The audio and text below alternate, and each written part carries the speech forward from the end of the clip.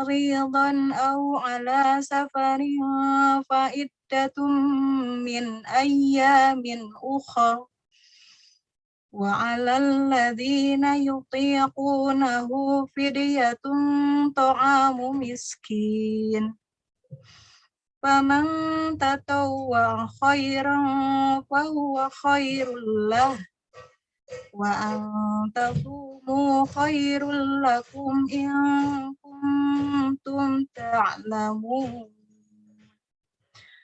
Dengan menyebut nama Allah yang Maha Pengasih lagi Maha Penyayang. Wahai orang-orang yang beriman, diwajibkan atas kamu berpuasa sebagaimana diwajibkan atas orang sebelum kamu agar kamu bertakwa, yaitu beberapa hari tertentu. Maka barang siapa di antara kamu sakit atau dalam perjalanan lalu tidak berpuasa, maka wajib mengganti sebanyak hari yang dia tidak berpuasa itu pada hari-hari yang lain.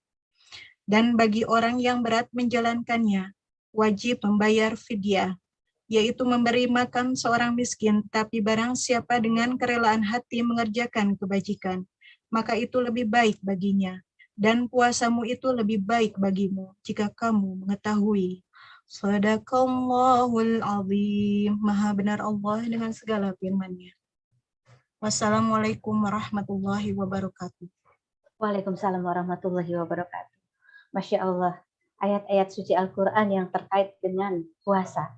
Yang tentunya kan di bulan Ramadan ini sebagai juga anugerah dan nikmat yang agung yang Allah berikan kepada umat Nabi Muhammad SAW. Tentunya banyak sekali keutamaan dan hikmah khusus yang diberikan Allah di bulan suci Ramadan ini. Baiklah, sebelum mulai ke materi baru, tentunya tidak lupa di setiap SAI profesi ataupun agenda lainnya dari PPA kita selalu ada me time. Untuk kali ini me time akan disampaikan oleh Ustadz Irgi. Mangga dipersilakan kepada Ustadz Irgi.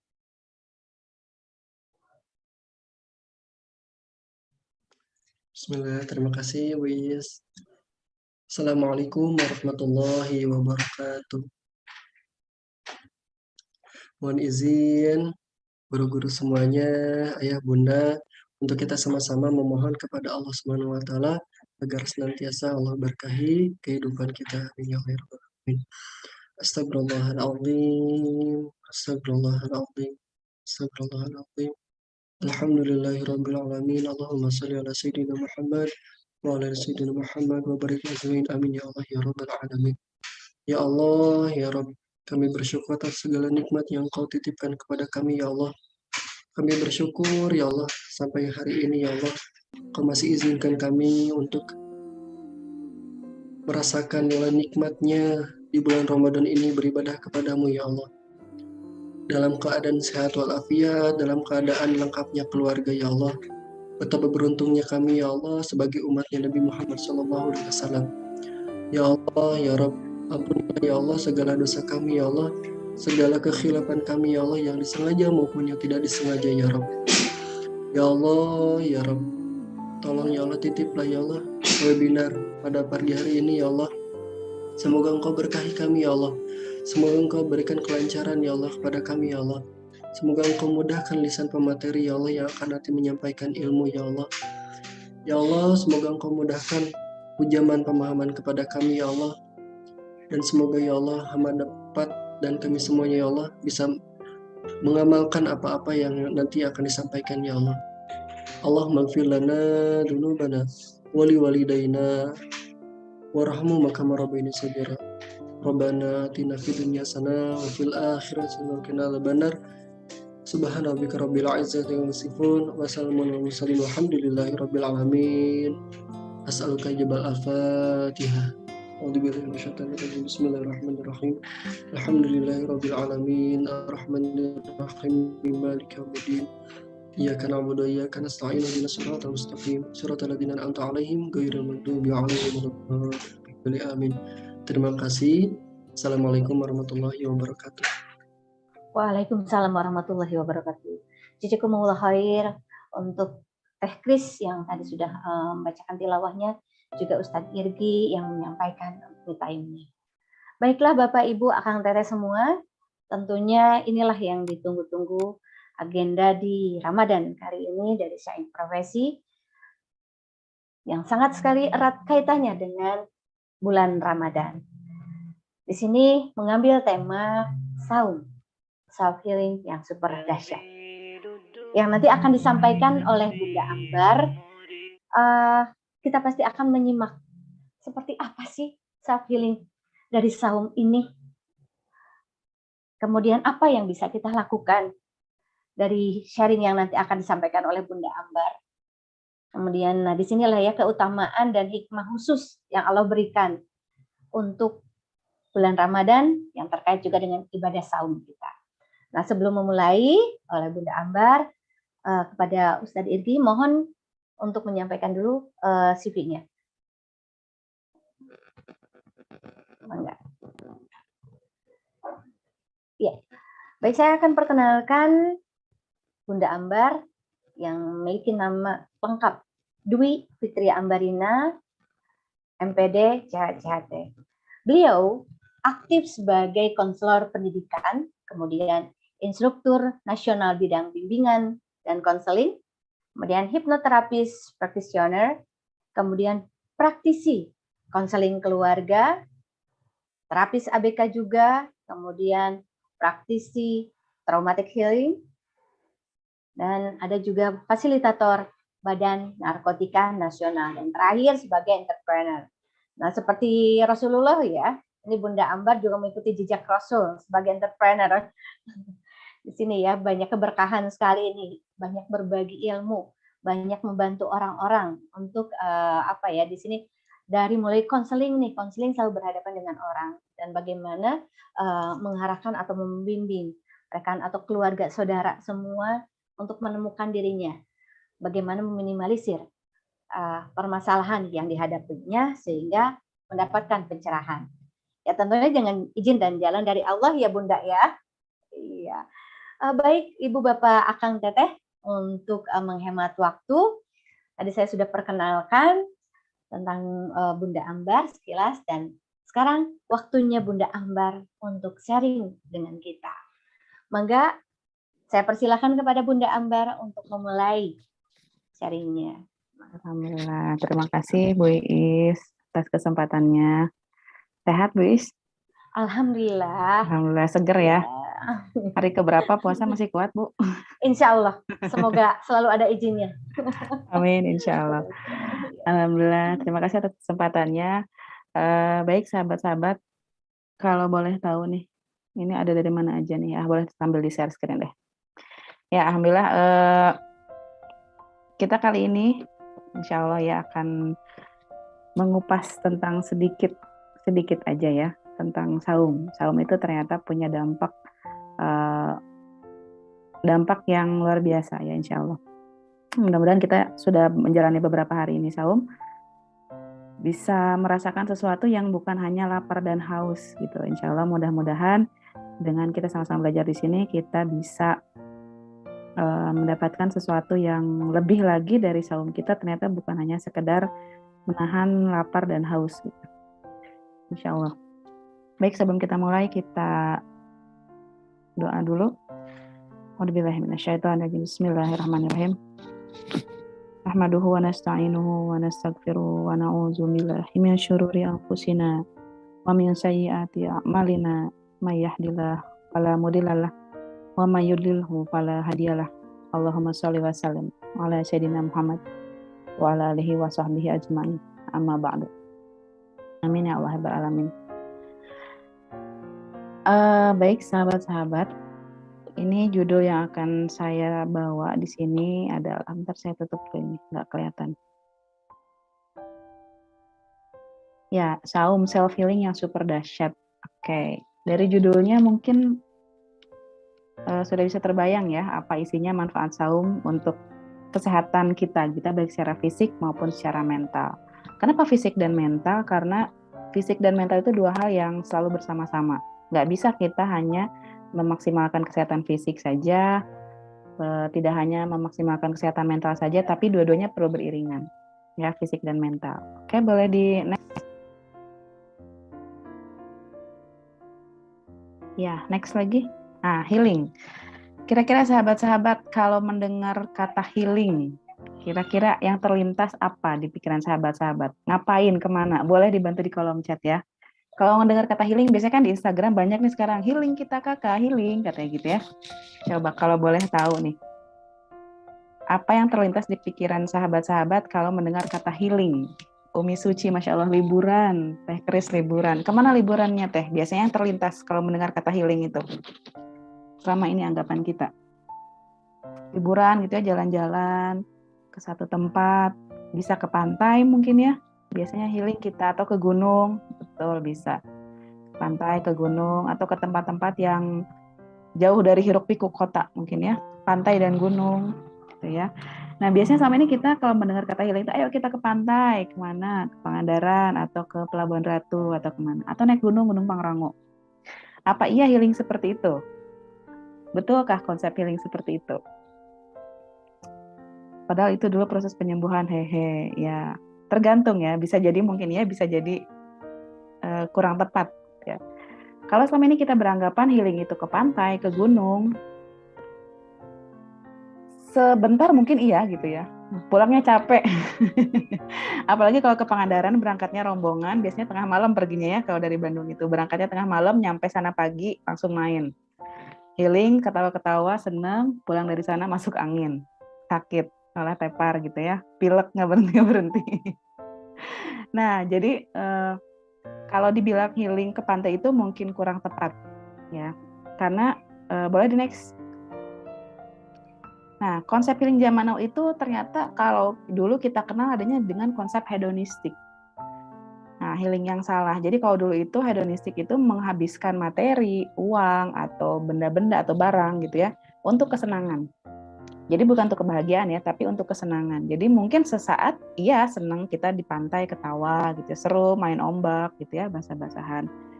Tapi ketika selesai itu ya sudah gitu. Nggak senang lagi, malah pusing, uang habis, udah dipakai jalan-jalan, makan-makan gitu ya. Apalagi yang uangnya dapat pinjam buat piknik, waduh, itu boro-boro healing ya, yang ada pulang makin stres. Nah jadi kekeliruan healing itu, di sini ya. Sebenarnya healing itu apa sih? Boleh di next lagi. Nah tujuan healing itu kan buat bahagia. Jadi bukan hanya senang, tapi bahagia lebih jauh dari itu. Kebahagiaan itu banyak ukurannya. Bahagia bagi manusia apa, bahagia bagi hewan juga apa. Hewan juga punya kebahagiaan. Jadi bukan hanya manusia yang berpikir untuk bahagia. Gitu ya. Nah, eta healing saya mah ikut training teh, dapat ilmu, dapat berkah insya Allah. Nah, ya. Jadi healing itu sebenarnya kayak gimana sih, benda apa itu healing teh ya? Nah, kita next lagi. Nah, kebahagiaan, stop dulu. Nah, kebahagiaan itu disebutkan bahwa ketika seorang hamba bertemu atau melihat wajah Allah nanti di surga. Itu kebahagiaan paling hakiki bagi manusia. Terus bagaimana sekarang kita bisa bahagia tanpa bisa melihat wajah Allah secara langsung? Kan sulit ya. Caranya adalah ketika kita masih di dunia kan belum bisa melihat wajah Allah nanti ketika sudah sampai surga. Semoga saya doakan semua yang ada di peserta webinar hari ini kita sama-sama bisa berkumpul di surga, bisa melihat Allah, kebahagiaan yang paling hakiki nanti insya Allah. Amin, amin ya Allah, amin. Nah sekarang cara bahagia kita di dunia bagaimana? Sedangkan kita belum bisa melihat wajah Allah, belum mampu. Ya, caranya adalah dengan mengenali. Kita baru sebatas bisa mengenali Tuhan, mengenali Allah. Bagaimana cara mengenali Allah? Ya caranya kita mengenali diri sendiri. Siapa yang mengenal dirinya sendiri, dia akan mengenal Robnya. Betul ya? Jadi salah satu cara untuk bahagia adalah mengenal Allah. Dan cara untuk mengenal Allah adalah dengan mengenali ke dalam diri sendiri. Nanti ke depan kita akan banyak membahas tentang diri kita sendiri saja, yang ada di dalam diri kita. Ya, boleh dilanjut. Next. Nah, kebahagiaan untuk binatang. Hewan juga punya kebahagiaan. Hewan itu ketika sudah makan, sudah berhubungan seks, dia bahagia. Sudah, selesai. Nah, ada lagi selanjutnya. Next. Untuk binatang buas, mereka juga punya kebahagiaan. Bahagianya bukan hanya makan, bukan hanya berhubungan seks. Tapi kebahagiaan bagi binatang buas itu, dia bisa menyerang mangsa. Ya, jadi kayak hewan-hewan macan, singa, hewan penyerang gitu ya. Buaya darat termasuk nggak Bu Is? Menyerang mangsa ya. Jadi ketika dia sudah menyerang, dia bisa bahagia. Jadi ada titik kebahagiaan yang berbeda. Nah, bagaimana dengan kita sebagai manusia? Next. Apa kebahagiaan kita? Nah, manusia itu katanya bisa bahagia kalau sudah mencapai titik di qurrata a'yun. Gimana hubungannya ya? Kaitannya apa nih? Manusia dengan qurrata a'yun. Qurrata a'yun itu apa? Penyejuk mata, penyejuk jiwa, penyejuk kolbu. Sekarang saya mau tanya, kira-kira yang bisa menyejukkan itu apa? Suatu benda yang bisa menyejukkan itu apa? Yang dingin, yang bisa menyejukkan, yang bisa memberi kesejukan. Air ya, bisa menyejukkan. Kira-kira, kalau artinya qurrata a'yun itu penyejuk mata, berarti yang bisa menyejukkan mata itu apa? Air. Ya, apakah airnya ditetesin sama kita ngambil aqua, ditetesin gitu ke mata?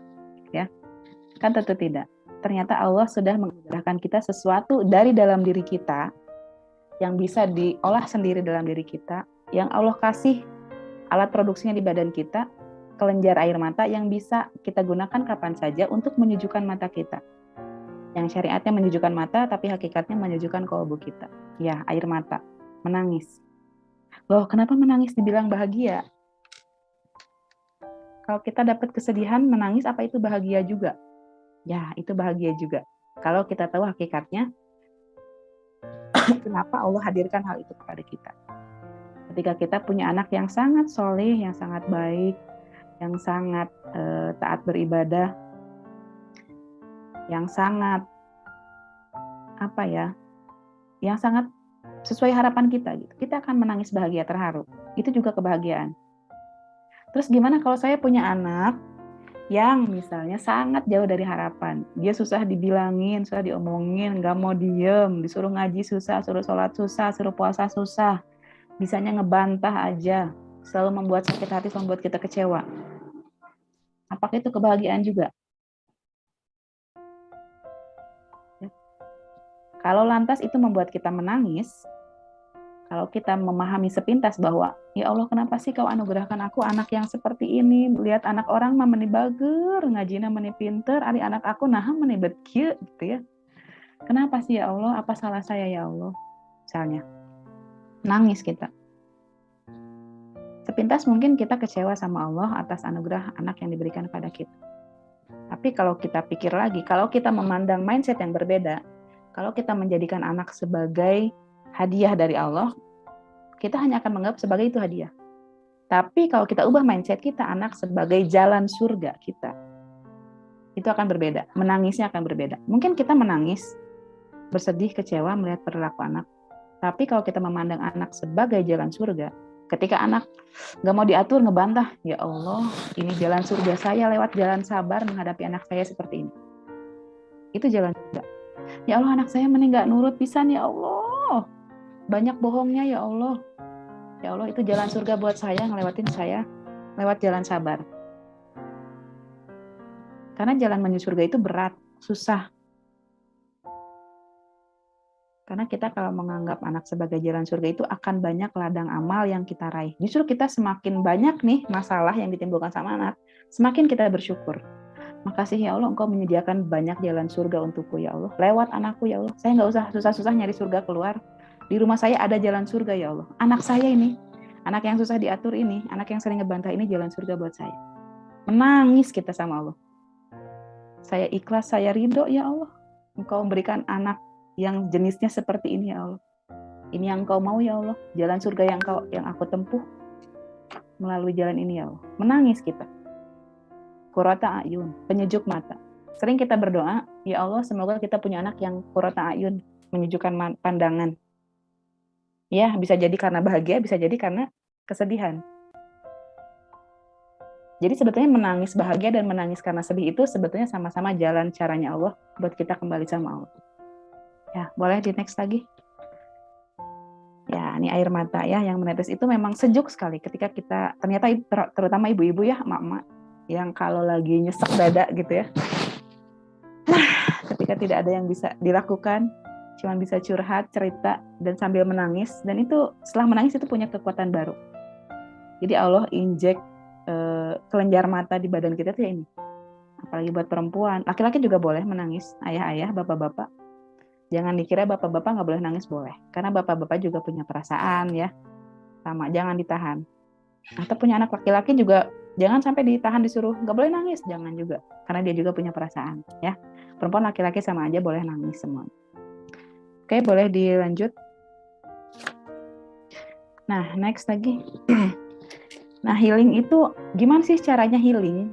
Healing itu benda apa sih? Belum kebayang ya, healing itu kayak gimana? Kalau healing untuk fisik, kita perlu nutrisi makanan yang sehat. Makanan yang baik. Ya, yang rendah lemak, rendah karbo, segala macam glukosa gitu ya. Dimasukinnya yang sehat-sehat. Bagaimana dengan healing mental? Boleh di next lagi. Yang harus kita beri nutrisi adalah ruhnya. Kalau tadi fisiknya, kalau untuk kesehatan mental itu ruhnya. Ruh itu perlu nutrisinya seperti apa sih? Boleh di next lagi. Ruh itu bisa diisi dengan ilmu yang benar. Ilmu yang benar, pemahaman. Dengan cara kita sering menghadiri kajian-kajian, majelis-majelis ilmu, itu berarti kita sedang memperoleh informasi untuk menutrisi ruh kita. Makin banyak kita belajar tentang bagaimana cara menutrisi ruh kita, belajar lagi bagaimana cara menanggapi anak, bagaimana cara menyikapi kehidupan, menghadapi realita yang Allah berikan, itu ditanggapi dengan ilmu yang benar.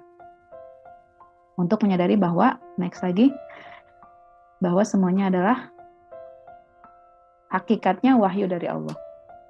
Jadi ketika ada satu kejadian, misalnya suami kita temperamen, marah-marah besar, kita bisa menyikapi dengan dua hal.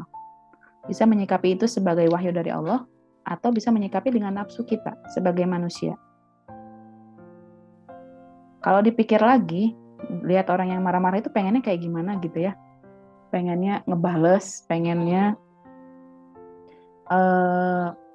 pengen ngelawan aja gitu. Kalau kita ngikutin nafsu kita, pengennya kita balik bentak. Atau anak yang ngebentak, pengennya kita balik lebih sangar lagi, matanya kita lebih garang lagi gitu ya. Nah itu kalau kita ngikutin nafsu. Tapi kalau kita sudah belajar banyak ilmu, sering menghadiri majelis-majelis ilmu, kita mendapatkan ilmu yang benar agar bisa paham pada level sampai bahwa semua yang terjadi di hadapan kita ini semuanya itu wahyu dari Allah. Jadi kita meresponnya dengan sesuai wahyu Allah, bukan merespon sesuai nafsu. Ya, oh iya, anakku misalnya hari ini dia membantah, berteriak dan meninggikan suaranya. Kita belajar lagi, oh ini pesan dari Allah. Mungkin kemarin-kemarin kita sempat meninggi ini suaranya sama anak. Berarti kita udah mencontohkan yang. Berarti kita semakin menyadari bahwa ini pesan dari Allah. Apapun yang terjadi di hadapan kita, semuanya sudah Allah izinkan. Oke, next.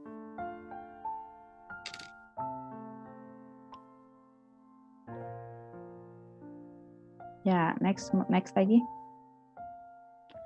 Nah, puasa ini salah satunya untuk fisik ya, meningkatkan imun tubuh. Boleh next lagi. Nah, ada anggapan kalau kita berpuasa itu katanya tubuh akan jadi lemes dan jadi mudah sakit. Gitu ya. Kan secara logika makannya sedikit ya, sehingga badan akan lemes dan mudah sakit. Tapi ternyata tidak. Selama berpuasa itu limfosit kita meningkat sampai 10 kali lipat. Nah, limfosit ini fungsinya adalah bagian dari salah satu dari sel darah putih yang dapat membantu melawan penyakit. Boleh next lagi? Jadi pada hakikatnya ketika kita saum, itu daya tahan tubuh kita meningkat, kuat. Nah, karena ada terjadi peningkatan sel penetral alami, penetral ya itu ya, kurang L, dalam tubuh. Yang bisa membasmi bakteri yang di sendi-sendi gitu ya, yang di tulang-tulang itu bisa yang encok, yang radang sendi itu dengan izin Allah, insya Allah kalau saumnya betul, ya insya Allah bisa jadi untuk kesehatan. Karena Allah sudah luar biasa menciptakan dalam tubuh kita ini untuk menyehatkan kita. Ya, boleh next lagi. Kita cepat aja ya untuk yang fisik ini. Nah, selanjutnya juga bisa mengurangi produksi glukosa dan mengendalikan kolesterol. Jelas ya, kita menurunkan glukosa biar tidak terlalu banyak glukosa. Kan kita kalau makan sehari-hari itu udah sirup, coklat, es krim, banyak banget glukosa yang kalau glukosa sudah tinggi itu biasanya kemana-mana sakit. Kolesterol juga gitu ya, itu penyempitan pembuluh darah itu yang bahaya, nanti dampaknya bisa kemana-mana. Oke, next lagi.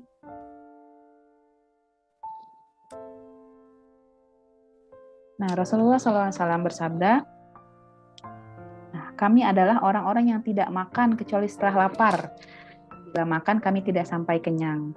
Jadi memang Rasul itu memiliki kebiasaan, beliau tidak akan makan kalau belum ada lapar. Karena rasa lapar itu sebagai alarm, tanda bahwa tubuh kita perlu makanan. Kalau belum ada alarm itu, artinya badan kita belum butuh makanan. Belum lapar tapi udah makan lagi gitu ya. Itu sesuatu yang mungkin yang bawahnya belum tercerna udah dimasuk lagi nanti, nah itu akan terjadi kekacauan sistem pencernaan gitu ya.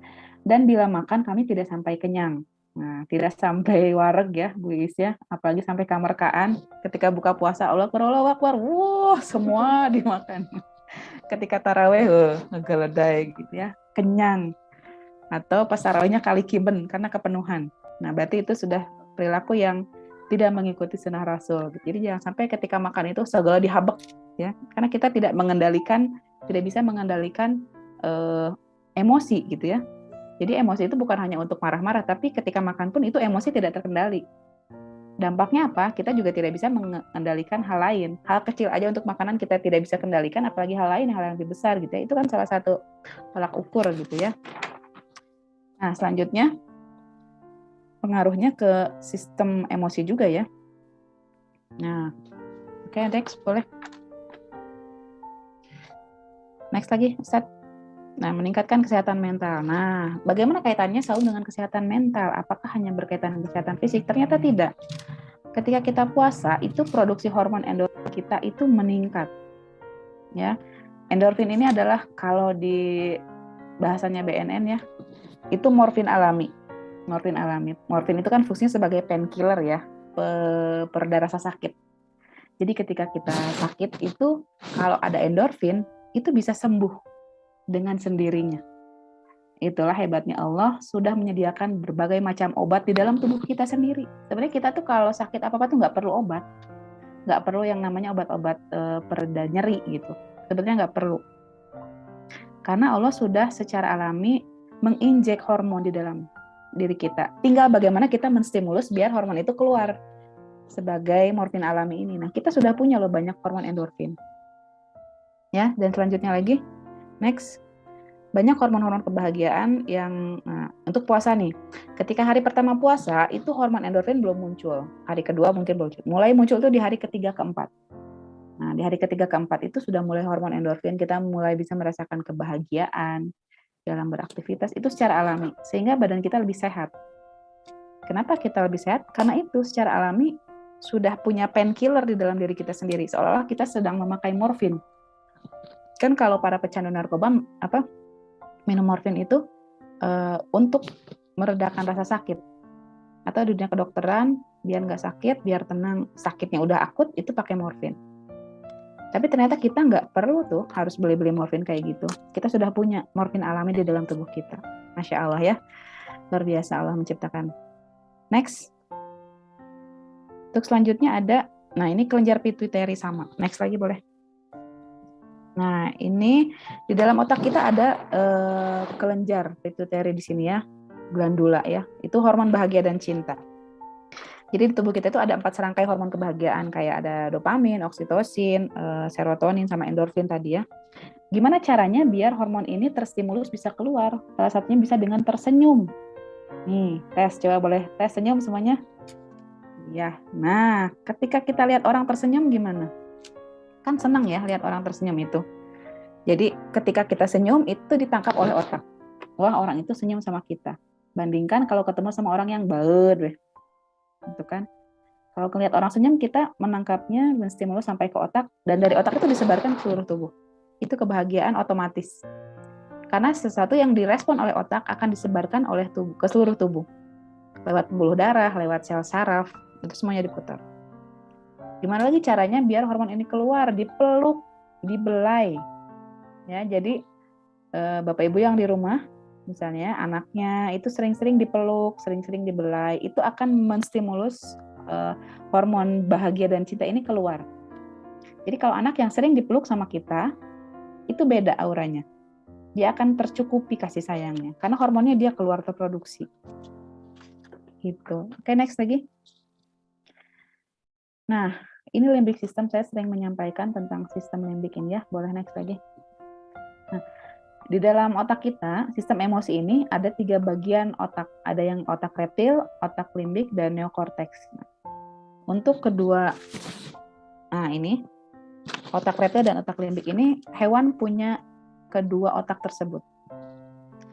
Dan yang otak yang ketiga ini, yang neokorteks, hanya dimiliki oleh manusia dan primata. Nah, jadi kalau kita nih suka marah-marah aja nggak jelas, nggak pakai logika, berarti kita sama saja levelnya seperti otak hewan, otak reptil dan otak emosi ini. Hewan punya emosi, punya, kayak kucing, hewan-hewan mamalia gitu ya. Disebut juga mammalia's brain kalau untuk limbik otak limbik ini ya. Jadi kucing, hewan-hewan yang menyusui semua punya emosi. Makanya sering kita lihat kalau kucing lagi sedih, gembira itu kan lucu-lucu ya. Banyak di Instagram kucing-kucing yang lagi sedih, kayak lagi galau gitu. Karena dia juga punya otak emosi. Nah, bedanya dengan manusia, kita punya neokorteks. Kecerdasan inilah yang membedakan kita dengan hewan. Ketika kita marah, bagaimana harus merespon? Apakah ia seperti hewan ketika kita marah langsung menerkam? Atau enggak? Atau gimana? Nah, ini bedanya kita dengan hewan. Jadi, disinilah sumber-sumber pusatnya nafsu lawamah, nafsu amarah itu di sini. Dari mulai bahagia, depresi, dari sistem emosi paling atas sampai bawah di sini pengendaliannya.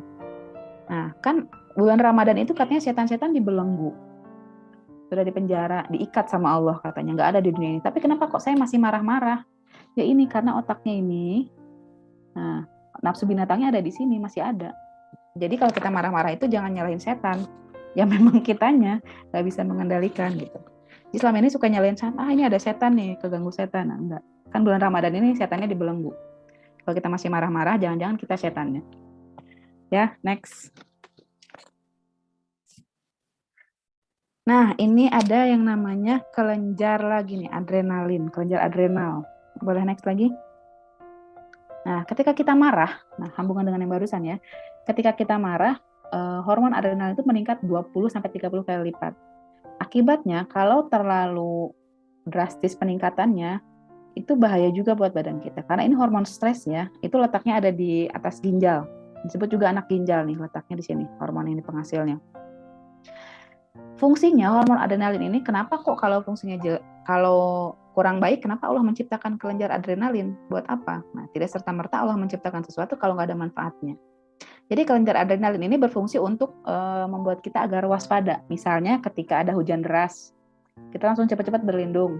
Atau ketika ada banjir, kita cepat-cepat mencari tempat aman. Atau misalnya ketika ada gempa, nah itu kan adrenalinnya naik ya, kita mulai tegang, mulai stres, tapi fungsinya bukan buat bikin kita stres, tapi waspada akan adanya ancaman atau bahaya yang di sekitar kita. Jadi ketika ada banjir, bandang, kita otomatis refleks kan, mencari tempat yang aman gitu. Itu stimulus stresnya biar kita bergerak cepat. Nah, tapi kalau meningkatnya terlalu tajam, terlalu banyak hingga 20-30 kali lipat, nah itu yang bahaya. Itu bisa berdampak lagi terhadap penyakit yang lain kalau terlalu banyak.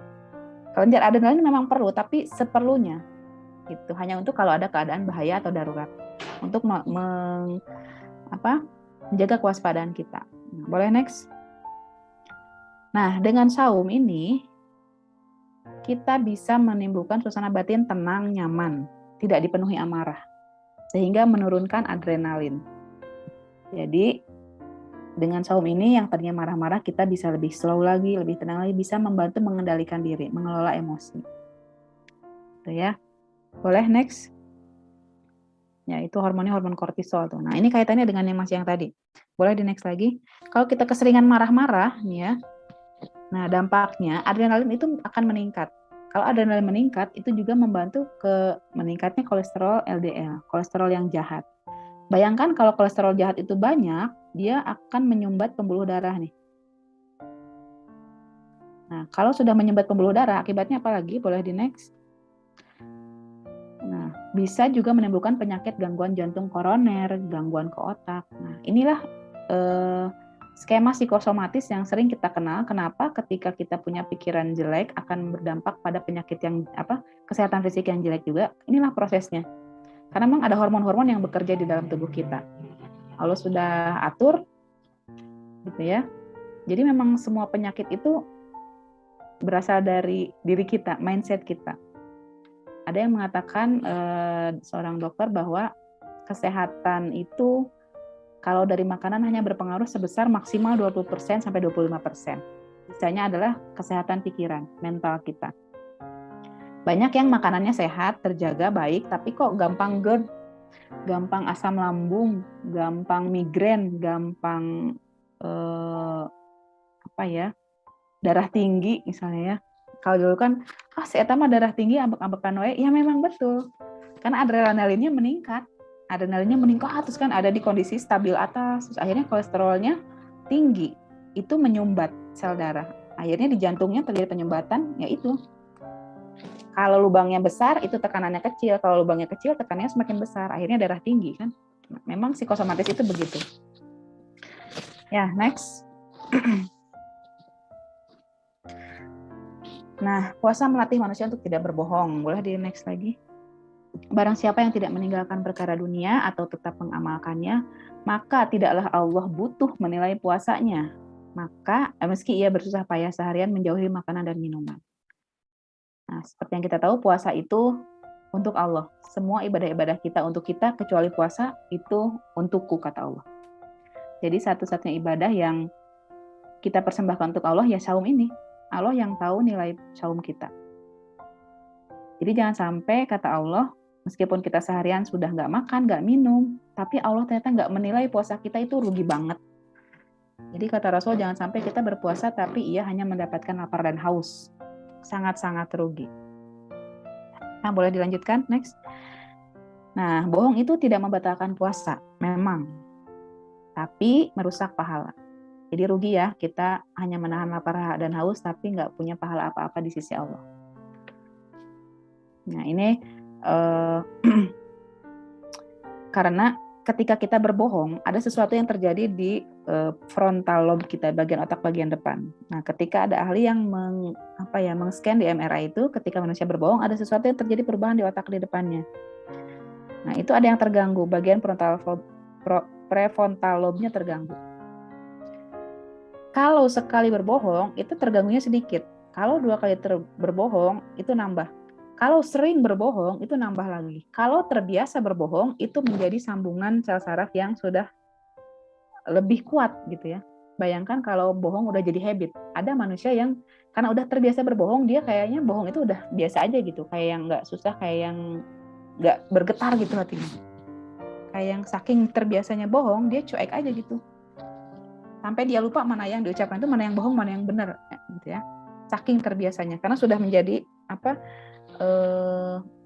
sambungan di otak yang sudah jadi habit. Ya betul, sambungannya sudah kuat karena sering ya, dan itu bisa merusak kualitas pembuluh darah atau sel endotelnya. Akibatnya apa? Ke stroke lagi, ke jantung lagi. Kok semuanya ke stroke, ke jantung? Ya iya, kan darah itu semua mengalirnya ke jantung, dari jantung ke seluruh tubuh, ke jantung lagi, ke seluruh tubuh lagi. Akhirnya banyak neurotransmitter di daerah limbik sistem itu terganggu. Akhirnya dia nggak punya empati lagi, dia bohong atau enggak tuh nggak peduli. Neurotransmitter ini kan bisa cukup merugikan ya, bersifat negatif gitu,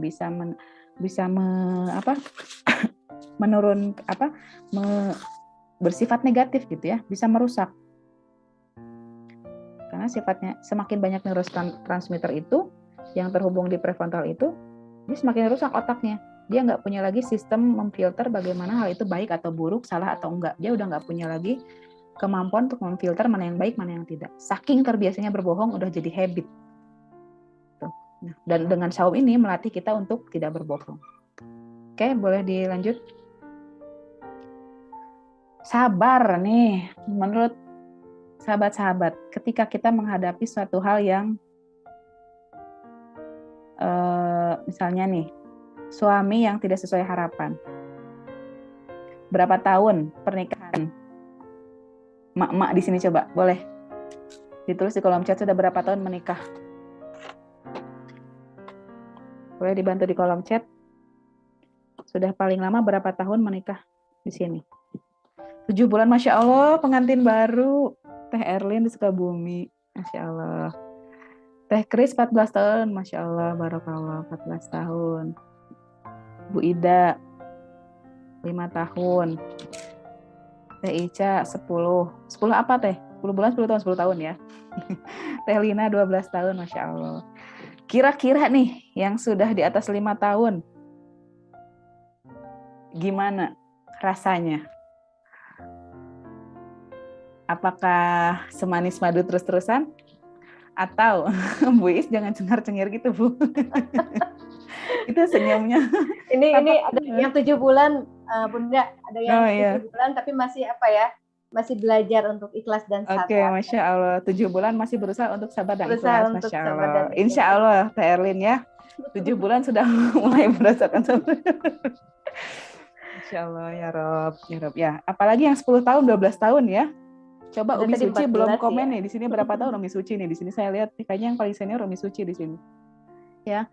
Masya Allah, 29 tahun Umi Suci, Barakallah. Semoga sampai ke surga Umi ya. Insya Allah jodohnya sampai hidup di surga. Amin.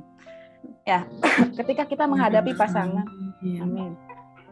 Kan selama 29 tahun ya, bayangkan. Apakah semua sikap suami itu sesuai dengan harapan kita?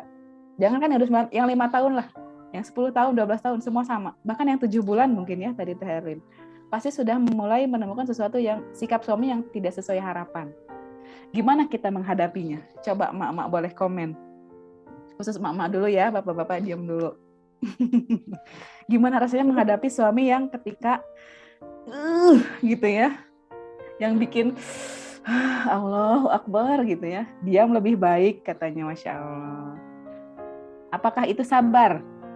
Selama ini apakah yang 10 tahun berumah tangga sudah sabar? Apakah itu namanya sabar? Itu sabar atau menahan?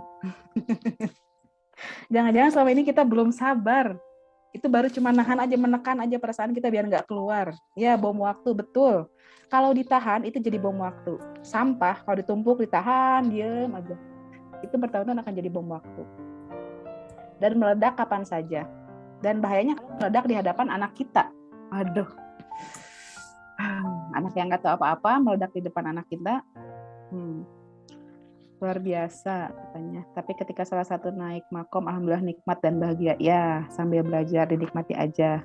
Menjeda diri, kalau saya mah menjauh dulu. Ya, macam-macam ya. Curhat ke Allah setelah sholat nih, ada Bunda. Curhat ke Allah setelah sholat, betul. Pokoknya berbagai macam cara sabar.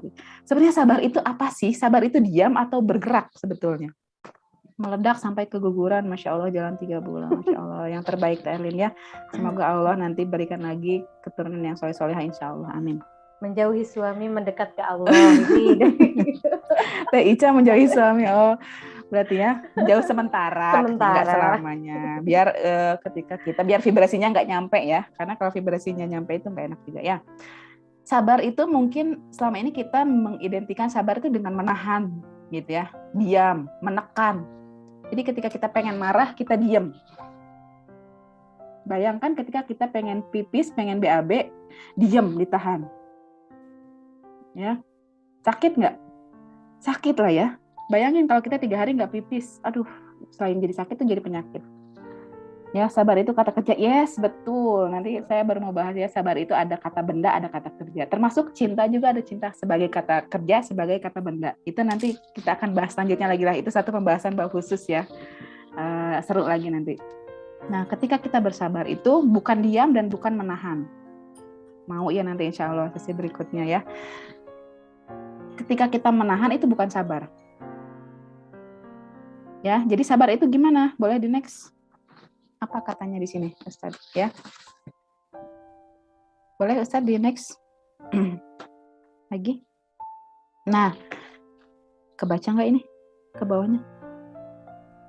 Ya, sabar adalah beramal. Jadi bukan diam, beramal, berbuat, bertindak.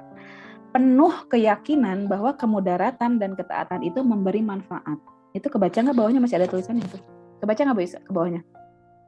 Ketutup ya? Ya, sabar adalah sampai ketaatan itu. Iya, memberi manfaat. kebaca ya. Jadi sabar itu adalah beramal penuh. Oh, ketutup ya Teh Ica ya. Coba baca bismillah dulu biar nggak ketutup. Ya nanti boleh filenya boleh dibagikan biar bisa kebaca utuh ya. Jadi sabar itu beramal penuh keyakinan bahwa kemudaratan dan ketaatan itu memberi manfaat. Ya, yang datangnya dari Allah. Jadi sabar itu bukan diam, bukan menahan, bukan menekan, tapi kita berbuat sesuatu. Penuh keyakinan bahwa kemudaratan dan ketaatan. Jadi ada dua hal tadi. Ketika ada hal yang membahagiakan, penuh manfaat, atau kemudaratan sekalipun, itu memberi manfaat. Dan itu yakin datangnya dari Allah. Allah nggak lagi gabut bikin sesuatu sama kita. Nih Ambar, aku kasih suami yang kayak begini. Nih Ambar, aku kasih tetangga kayak begini. Nih Ambar, aku kasih anak yang model begini. Mungkin di mata kita itu, ya Allah kenapa sih dikasih tetangga kayak gini? Ya Allah dikasih anak kayak gini, kenapa sih? Berarti itu tidak beramal penuh keyakinan dan meyakini bahwa itu nggak ada manfaatnya. Padahal Allah itu menciptakan sesuatu yakin, hakul yakin ada manfaatnya. Nyamuk sekecil itu pun, bakteri sekecil itu pun Allah ciptakan ada manfaatnya. Nggak mungkin Allah lagi gabut bikin sesuatu kalau nggak ada manfaatnya. Itu yang harus kita yakini. Termasuk hal-hal yang mungkin tidak kita sukai, hal-hal yang tidak sesuai harapan kita. Mungkin tadi Teh Erlin keguguran. Kenapa sih gara-gara misalnya kesel sama suami ini misalnya aja contoh ya. Ketika kesel sama suami kayak gini akhirnya sampai keguguran, sampai stres. Kita nyalahin suami. Nah, berarti itu kita belum sabar karena kita tidak meyakini bahwa kemudaratan itu datangnya dari Allah dan memberi manfaat. Ya. Jadi segala sesuatu yang terjadi yang enak yang enggak enak itu semuanya datangnya dari Allah. Oke, boleh di next. Nah, tidak berkata kotor. Boleh selanjutnya. Lagi dari Abu Hurairah radhiyallahu anhu berkata Rasulullah SAW bersabda, di saat seseorang dari kalian berpuasa, maka jangan berkata kotor dan bertengkar. Ya, jika ada seseorang memakinya atau memukulnya, maka hendaklah ia mengucapkan sesungguhnya aku sedang berpuasa. Ya, jadi ketika kita sedang saum, hendaklah kita menahan diri.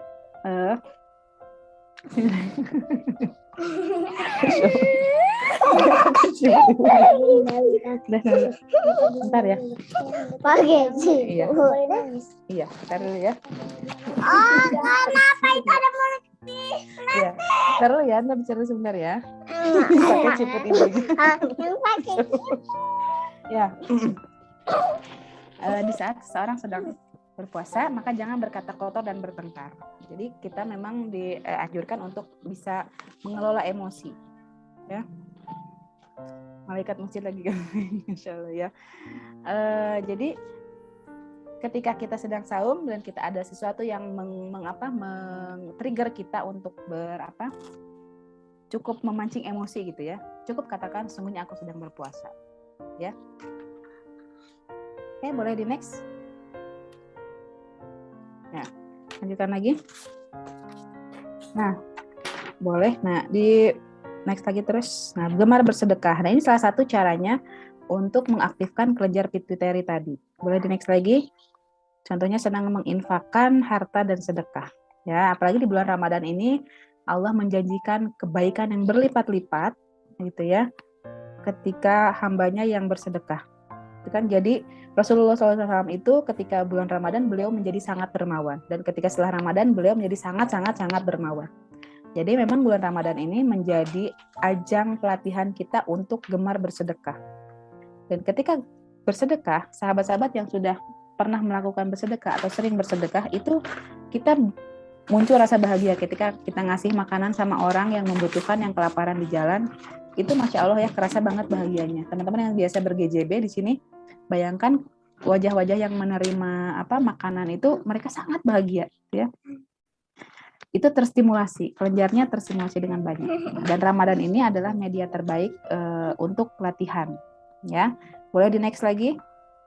Nah, ini kebiasaan-kebiasaan bulan Ramadan ini ya. Nah, sholat tarawih. Nah, apa sih kehebatannya sholat tarawih? Para ahli neuroscience, boleh next lagi, satu lagi. Nah, sholat malam ini itu ternyata bisa mengurangi neurotransmitter yang tadi, yang sifatnya negatif tadi, merusak sel tadi. Nah, ini yang bisa menurunkan hormon kortisol. Hormon kortisol ini hormon stres tadi, temannya adrenalin yang tadi. Serangkaian yang hormon bikin tubuh kita jadi sakit. Karena sering sholat malam, itu neurotransmitternya banyak untuk menurunkan hormon kortisol. Sehingga dampaknya adalah kita punya pikiran yang lebih tenang, gak gampang stres. Kan sholat tarawih itu secara bahasa artinya sholat yang santai, sholat yang tenang gitu ya. Makanya sebaiknya memang sholat tarawih itu 1 juz gitu ya. Jadi karena memang sholatnya sholat santai, tarawih gitu ya. Sholat yang santai gitu, jangan yang Allahu Akbar, Allahu Akbar, Allahu Akbar gitu ya. Kalau semakin tapak deku gitu, kita baru makan itu kali kiben ya. Kalau kata orang Jerman itu guys ya. Bayangin sujud ruku dakduk gitu ya. Itu sakit. Makanya sholat tarawih itu sholat yang santai, sholat yang pelan-pelan, tenang. Sehingga kalau neurotransmitter tadi berkurang, itu daya tahan tubuh kita jadi lebih baik lagi. Kalau daya tahan tubuh baik, sehat, pikiran juga lebih tenang, dan bisa banyak hal yang bisa kita lakukan. Ya, oke, next lagi. Kita masih running aja ya.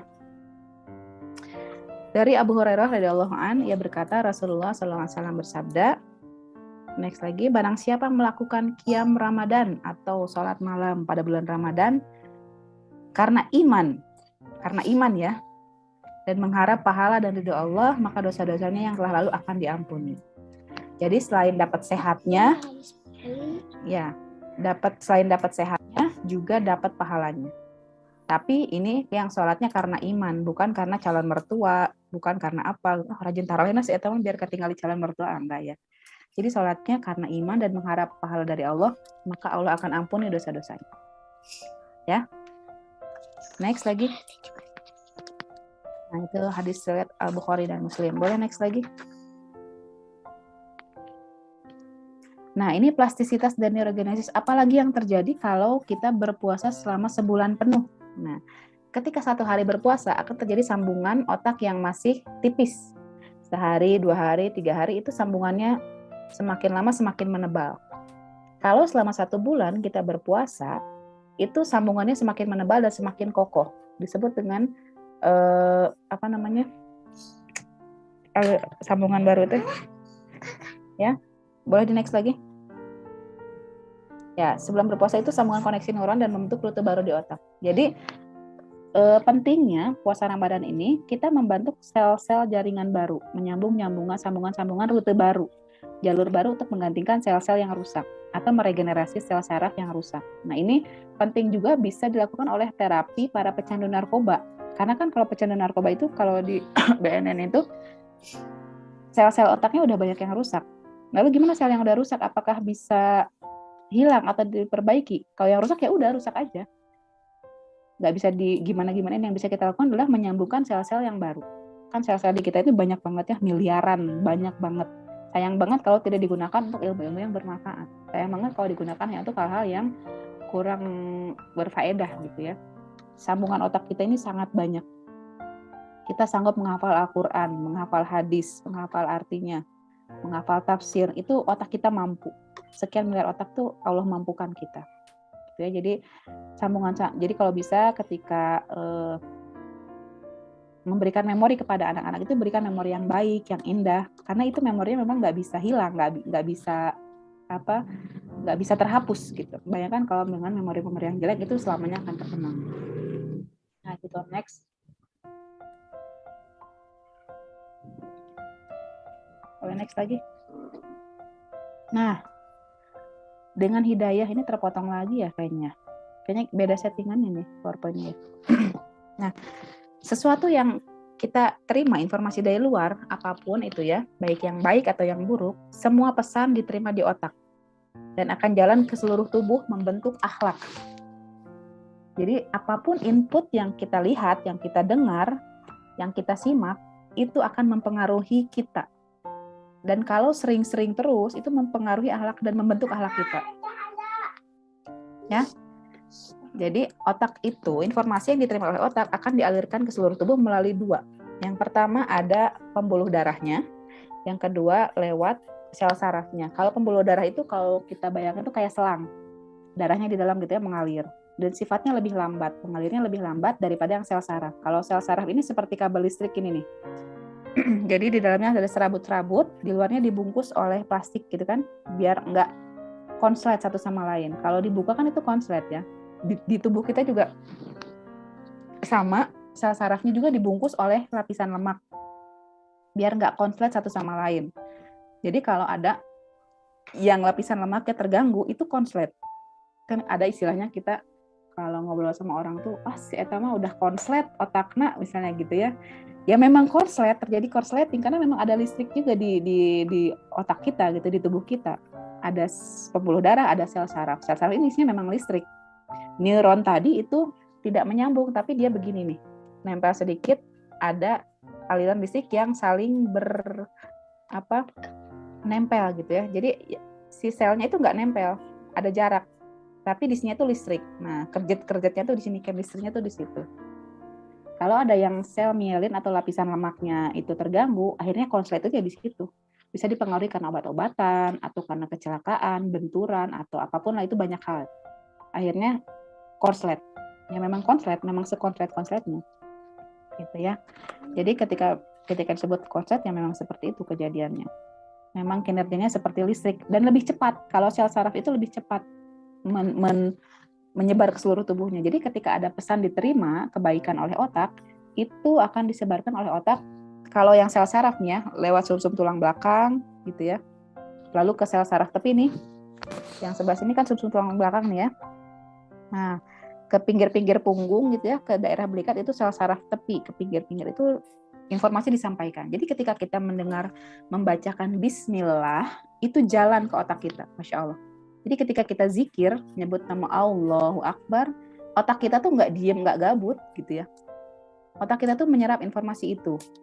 Bismillah itu disebarkan, asma Allah disebarkan lewat sel saraf, ke sumsum tulang, ke sel saraf tepi, ke pembuluh darah, ke seluruh tubuh, ke jantung. Akhirnya membentuk akhlak. Orang yang sering berzikir, itu akhlaknya akan ditemani sama Allah. Beda dengan orang yang sering berkata kasar, berkata kotor, itu akhlaknya seperti itu. Karena otaknya merekam hal-hal yang seperti itu, yang dialirkan ke seluruh tubuhnya pun seperti itu. Ketika orang yang terbiasa berkata baik, maka akhlaknya akan menjadi baik. Begitupun orang yang terbiasa berkata buruk, akhlaknya pun akan terbawa buruk. Karena apa? Dia mengalir di darah seluruh tubuh, jadi akhlak kita. Jadi ketika kita mendengar, menonton sesuatu itu, makanya kita mesti filter. Karena otak ini hanya bertugas untuk menyerap dan menyebarkan ke seluruh tubuh. Gitu kan? Fungsi pembuluh darah ini, sel saraf ini. Dia tidak punya filter apakah ini tontonan baik atau enggak. Jadi kita yang pasti pinter-pinter nih. Tontonan untuk anak juga sama. Jadi kita bisa memfilter apa yang bisa ditayangkan untuk anak. Ketika anak nonton film yang misalnya banyak adegan kekerasan, ya dia akan menyerap itu. Nanti dia akan berantem terus sama temannya. Karena apa yang dia lihat itu yang dia serap. Jadi luar biasa Allah menciptakan sistem tubuh yang, biarin aja. Ketika kita ya udah biarin. Udah biarin. Bentar ya. Adik yang Sonic. Enggak, bukan. Adik yang nonton Sonic. Bentar ya, bentar. Yang Enggak, ini ada telepon. Ya, dan selanjutnya Allah menciptakan sesuatu yang memang semuanya ada di dalam diri kita. Termasuk puasa nih ya. Puasa mengatur, kalau sehari-hari kita nggak makan dari pagi sampai sore, itu kita akan sakit masuk angin. Tapi kalau kita diniatin dari awal mau puasa, kita kuat makan dari subuh sampai maghrib. Karena apa? Di otak kita itu ada satu yang namanya hipotalamus, itu pusat lapar dan haus, itu yang mengkomando seluruh badan kita. Itulah pentingnya niat di sini. Ketika saum, pentingnya kenapa harus diniat? Yaitu tadi, otak kita itu memberi, si hipotalamus ini memberi komando kepada seluruh tubuh. Wahai tubuh, hari ini kamu akan puasa selama sekian jam dari subuh sampai maghrib. Jadi kamu harus siap ya dengan kondisi tidak ada makanan dan minuman selama sekian jam. Itu udah udah di komando dari pusat otak kita ke seluruh tubuh. Akhirnya kita bisa kuat, bisa tidak lapar, tidak haus. Makanya bedanya puasa anak kecil dengan orang dewasa yang sudah paham adalah, coba misalnya anak kita yang lagi belajar puasa nih, anak saya aja nih yang 9 tahun dia lagi belajar puasa. Dia tuh jam-jam kritis itu jam 10 sama jam 5 sore. Itu biasanya, enggak lapar, aduh lapar, gitu kan. Karena memang dia itu belum paham tentang konsep niat. Jadi akan kerasa segala macam, perih lah perutnya, pusing lah, migrain lah, nggak makan. Karena apa? Niatnya belum cukup kuat. Hipotalamusnya tidak mengkomandaukan dengan baik kepada seluruh tubuh. Makanya pahamkan pentingnya niat di situ. Wahai badan, gitu ya, hari ini kamu akan puasa sekian jam. Wahai lambung, wahai usus, wahai kepala, wahai pembuluh darah, wahai sel saraf, semuanya dikomando oleh otak. Jadi badan kita tetap bugar meskipun seharian nggak makan, nggak minum. Itulah letaknya kekuatan orang yang saum. Dimulai dari niat. Awali self-talk positif. Tuh ada Umi Suci yang jagonya self-talk ya. Jadi memang pesan itu perlu disampaikan biar terekam oleh otak kita dan menyebar ke seluruh tubuh kita. Wahai diri saumku, nah katanya tuh kata Umi, akan membuatku tambah sehat dan kuat. Nah, terus darah tinggi, save-nya gimana nyembuhinnya? Nah itu nanti ke Umi aja ya, Pak Titan. Ya, jadi justru dengan saum ini bukan tambah lemes, tambah bikin penyakit. Justru dengan saum ini Allah kasih banyak jalan kemudahan buat sehat, buat sembuh, buat kuat.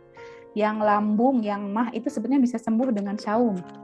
Jadi kalau iklan-iklan di TV kan justru banyaknya iklan obat mah gitu ya ketika puasa itu. Minum sebelum sahur dan setelah berbuka katanya. Justru kita tuh nggak perlu obat-obat pereda sakit kepala, obat mah itu kita nggak perlu di saat saum ini. Yang kita perlu perbaiki apa? Niatnya. Niatnya puasa buat apa? Apakah hanya sekedar menahan lapar dan haus? Makanya kita pentingnya menutrisi ruh itu dari sini. Untuk healing kita. Bukan hanya healing fisik, tapi juga healing mental, healing psikis kita. Gitu. Jadi sangat penting niat di awal itu. Karena kan kalau kita nggak niat, nggak sah puasanya kan. Sholat juga sama. Kalau nggak niat, termasuk salah satu syarat sah puasa. Ya benar Teh Ambar, sembuh dengan sendirinya self-talk-nya karena puasa saya sehat. Ya betul. Jadi sebenarnya dengan puasa itu yang punya mah harusnya ya sembuh. Bukan malah jadi makin rutin konsumsi obat mah. Nah jadi ada sesuatu yang perlu diperbaiki kalau selama puasa kita perlu obat mah. Gitu. Karena hakikatnya Allah sudah kasih kesembuhan lewat hormon-hormon kita nih. Banyak hormon-hormon cinta yang perlu kita stimulus lagi. Mungkin hormon cintanya kurang diaktifkan. Nah kita perlu aktifasi lagi dengan cara apa? Ya tadi, dengan cara menebar kebahagiaan, dengan senyum saja kita bisa menumbuhkan hormon endorfin. Kelenjar pituitari kita bisa bekerja dengan baik dengan senyum, dengan membelai anak, gitu ya, dengan memeluk anak, dengan memberi kebahagiaan, berbagi, sedekah. Dengan salat tarawih itu juga mengurangi neurotransmitter yang sifatnya negatif, bisa merusak sel, bisa menurunkan kolesterol. Bayangkan dengan saum aja ternyata banyak penyakit yang bisa Allah sembuhkan. Allah kasih sembuh kita dengan saum. Ya kalau kita paham ilmunya tadi, memahami ini sebagai wahyu dari Allah, bukan sebagai nafsu. Kalau sebagai nafsu mungkin jam 12 kita udah kelaparan ya. Kalau kita sarapan jam 7 pagi nih, kalau nggak puasa nih, jam 7 pagi sarapan, terus jam 3 belum makan. Udah migrain ya, kepala, aduh masuk angin berat. Karena apa? Karena tidak ada niat. Padahal jam 7 sampai jam 3 itu hanya berapa jam? Hanya 8 jam. Tapi kita udah migrain, sakit kepala, udah kira, pengen muntah, diisi langsung gitu ya. Tapi karena niat dari awal, meskipun kita sahur dari jam 4, baru buka jam 6, berapa jam tuh? 14 jam kita puasa. Tapi kok kuat? Nggak sakit, nggak migrain. Karena si hipotalamus kita udah menginstruksikan ke badan kita. Wahai badan, kamu udah 14 jam nggak akan makan. Itu sambil proses detox. Gitu. Ya, boleh next lagi? Nah, ini juga pernah saya sampaikan, otak memberi pesan juga ya kepada, ini ketutup lagi ya, terlalu bawah. Otak memberi pesan juga kepada kolbu. Saya kalau di Al-Quran itu kan nyebutnya kolbu, banyak yang mengartikan kolbu itu sebagai hati. Tapi para para ahli gitu ya sepakat bahwa menyebutkan kolbu itu bukan hati yang selama hati sebagai hepar gitu ya, liver, bukan. Tapi kolbu itu dimaknakan sebagai jantung. Karena menurut para ahli itu, kolbu itu sesuatu yang letaknya di tengah gitu ya, berongga, Nah, itu adalah jantung. Bukan kalau hati itu kan sebelah kiri bawah gitu ya. Bukan hati, liver. Jadi kalau di Al-Quran itu disebutkan kata kolbu, saya jarang mengartikannya dengan hati, tapi tetap menyebutnya kolbu. Karena secara fisik, kolbu itu di dunia kedokteran itu jantung. Bahasa Arabnya pun boleh dicek ya yang jago bahasa Arab. Nah, kolbu itu artinya apa? Secara ini ya, medis, organ-organ tubuh. Kolbu itu jantung. Dan di jantung ini juga punya sel otak seperti di otak kita. Punya sel memori seperti di otak kita. Ini penemuan baru ditemukan baru-baru ini ya, tahun 2001. Masih awal-awal, masih kesini ya. Itu ternyata jantung juga punya sel otak, punya memori. Jadi jantung manusia bisa menyampaikan pesan ke jantung manusia yang lain. Baik yang dekat maupun yang jauh. Makanya kadang suka ada yang namanya feeling seorang orang tua sama anaknya, aduh perasaan gak enak nih, berdebar jantung. Karena memang punya sel memori, sambungan memori yang erat gitu ya. Nah, seperti yang sudah saya bahas sebelumnya juga, manusia itu kan terdiri dari dua aspek ya. Ada aspek yang disebut dengan bioseluler, fisik kita nih, kulit kita ini bioseluler, ada juga bioplasmik namanya. Bioplasmik itu seperti cahaya, nur, aura. Jadi ketika kita saum ini nih, ketika kita beribadah sholat, saum, itu cahaya kita bertambah panjang, seperti sinyal. Bentuknya seperti sinyal. Sinyal yang bergambarkan, kalau diibaratkan warna itu, kalau yang orang-orang yang paham-paham cakra aura gitu ya, itu bisa terlihat warnanya. Misalnya auranya Bu Is warnanya apa nih sekarang, lagi saum. Nah, kalau menurut para ahli yang di MRI itu, saum itu memiliki aura warna perak. Itu disebut juga aura warna detox ya, pensucian, pemurnian. Memang karena puasa itu kan banyak mensucikan diri kita ya. Mensucikan diri, mensucikan lahir dan batin gitu ya. Nah, itu aura peraknya memanjang kita saat sedang saum. Di mana-mana nih kita aura peraknya sedang banyak nih. Ramadan ini kan serentak seluruh dunia. Di mana ada agama apa yang mengajarkan satu training yang dilaksanakan secara serempak selama 1 bulan penuh bareng-bareng seluruh dunia, seluruh umat muslim. Saum semuanya 1 bulan penuh. Kebayang kan? Ini trainingnya bukan hanya di dalam diri kita, tapi seluruh dunia nih. Allah menciptakan detoksifikasi setahun sekali seluruh dunia, seluruh umat manusia. Sebulan buat mensucikan diri. Itu kan? Luar biasa. Jadi ketika sinyalnya ini memanjang, sinyal perak ini memanjang, belum lagi kita tambah sinyal sholat, belum lagi tambah sinyal sedekah, belum lagi tambah sinyal zakat, infak nanti ya. Itu sinyalnya semakin memanjang. Loh, masa sih dari jantung satu ke jantung yang lain bisa nyampe? Saya aja di sini di rumah, Bapak Ibu di rumah masing-masing, kok bisa nyampe? Ini kita pakai sinyal Zoom loh. Sinyal buatan manusia. Wajah saya bisa tertangkap oleh Bu Is, wajah Bu Is bisa tertangkap oleh saya. Itu sinyal buatan manusia. Bahkan kalau saya di Amerika pun misalnya, akan tetap tertangkap gambarnya oleh Bu Is kan di sana. Oleh semua peserta yang lain. Itu sinyal buatan manusia loh. Ini sinyal buatan Allah yang tembus ruang dan waktu. Ketika kita mau kirim doa untuk seseorang yang jauh di sana, itu nyampe. Nyampe, aku yakin nyampe. Kita mau doa untuk siapa? Nyampe. Buat yang anaknya lagi mondok, ya Allah, saya nggak bisa ngawasin anak saya lagi mondok di sana, saya nggak tahu, ya Allah, anak saya berbuat apa. Titip sama Allah, doakan. Sampai doa itu sama anak kita. Ya. Siapa ini? Panggil dulu Bibi. Itu siapa itu? Teh Lina. Ya. Jadi meskipun anak kita jauh, lagi mondok di sana, lagi kuliah misalnya, atau yang anaknya sekarang keterima SNMPTN, mau mulai ngekos di tempat yang jauh, di luar pulau, itu titip sama Allah. Jantung kita tuh nyampe ke jantung anak kita. Nyampe. Meskipun kita nggak lihat, sinyal zoom aja kita nggak lihat kan, sinyal zoom tuh bentuknya kayak apa, tapi nyampe kan. Dan kita yakin sebenarnya nyampe. Nah ini pesan juga sampai. Jadi setiap kebaikan yang kita ucapkan oleh orang tua, maupun kita jauh dari anak, itu anak tuh bisa merekam, bisa nyampe loh. Makanya pentingnya kita tetap menjaga diri, tetap mencontohkan hal baik meskipun tidak di depan anak, karena itu nyampe. Karena bonding kita sama anak itu dekat, jantung kita sama anak itu dekat, terutama ibunya. Bareng-bareng di rahim gitu kan, makannya satu darah sama, bareng makanannya sama, minumnya sama. Itu bondingnya udah dapat banget. Makanya bondingnya dengan anak itu kita lebih dekat. Karena apa? Informasinya sampai. Jantung juga punya sel otak, punya sel memori. Masya Allah, luar biasa ya. Ternyata semakin kita mengenal ke dalam diri kita, semakinlah juga mestinya kita mengenal Allah. Nah, barang siapa yang mengenal dirinya sendiri, dia akan mengenal Robnya. Semakin kita amazing sama sesuatu penciptaan Allah di dalam diri kita, semakin kita mengenal bahwa Allah itu luar biasa, sekeren ini loh Allah ngatur detail sel darah, sel saraf, otak, nggak bertabrakan gitu ya, nggak banjir, itu sel darah di pembuluh itu tetap di jalurnya. Allah mengatur sedetail itu aja sesempurna ini. Apalagi ngatur hidup kita yang, masalah kita apa sih, nggak seberapa. Kenapa kita harus pusing mikirin sesuatu yang di luar kendali kita? Kita kan cuman wayang, cuman artis sinetron yang udah ada sutradaranya. Kita tuh tinggal ngejalanin aja, nggak usah pusing, nggak usah ngapa-ngapain. Kita serahin semuanya sama Allah. Allah ngatur jantung aja nggak jelibet kok. Allah ngatur pembuluh jantung yang lihat rumit banget, ginjal, pencernaan, usus halus, usus besar, lambung. Itu kan ruwet banget ya, tapi Allah mampu. Dan bukan satu orang manusia yang Allah atur. Jutaan miliaran manusia Allah atur, semuanya nggak ada yang berantakan. Semuanya Allah atur dengan tepat. Jadi kenapa kita harus gelisah, kenapa kita harus marah, kenapa kita harus takut, kalau kita cuma ngejalanin semuanya. Allah mengatur planet yang besar, tidak bertabrakan satu sama lain.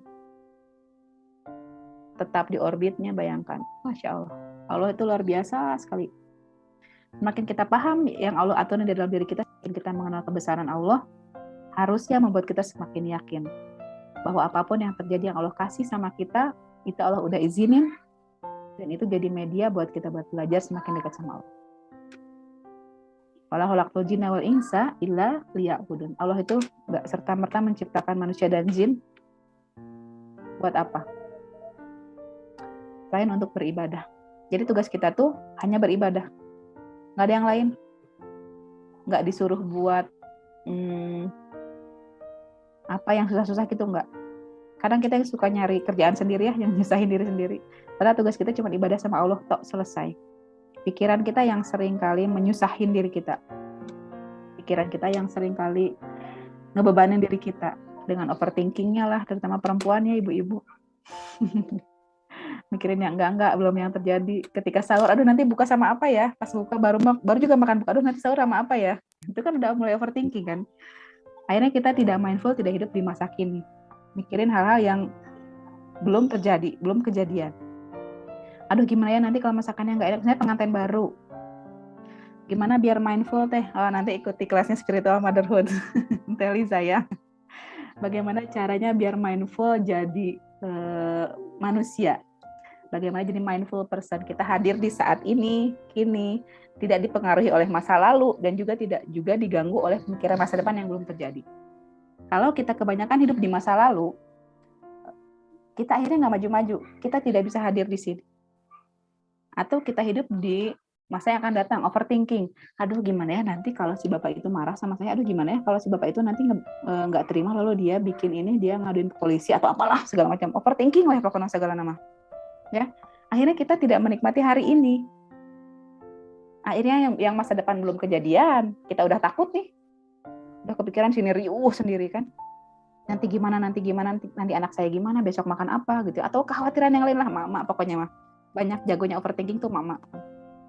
Ya. Akhirnya kita tidak hidup di masa sekarang. Akhirnya setiap saat kita hadir di masa kini itu tidak mindful. Karena setiap hadir di masa kini kita kalau nggak diganggu masa lalu, ya diganggu masa depan. Akhirnya kita tidak mindful di sini. Hadiran kita sama anak kita tidak mindful. Bagaimana kita menjadi ibu yang mindful untuk anak-anak. Kita mikirin tugas. Anak-anak mau main, akhirnya kita bentak. Tunggu sebentar, nah ini bunda belum beres. Bentar, nah. Akhirnya kebentak, marah, teriak, apalagi sampai mukul, sampai jewer. Itu karena kita terlalu bayangi masa lalu dan masa depan. Padahal yang masa lalu tidak akan terulang kembali. Yang masa depan juga udah padahal belum tentu kejadian. Akhirnya kita tidak hidup di masa sekarang.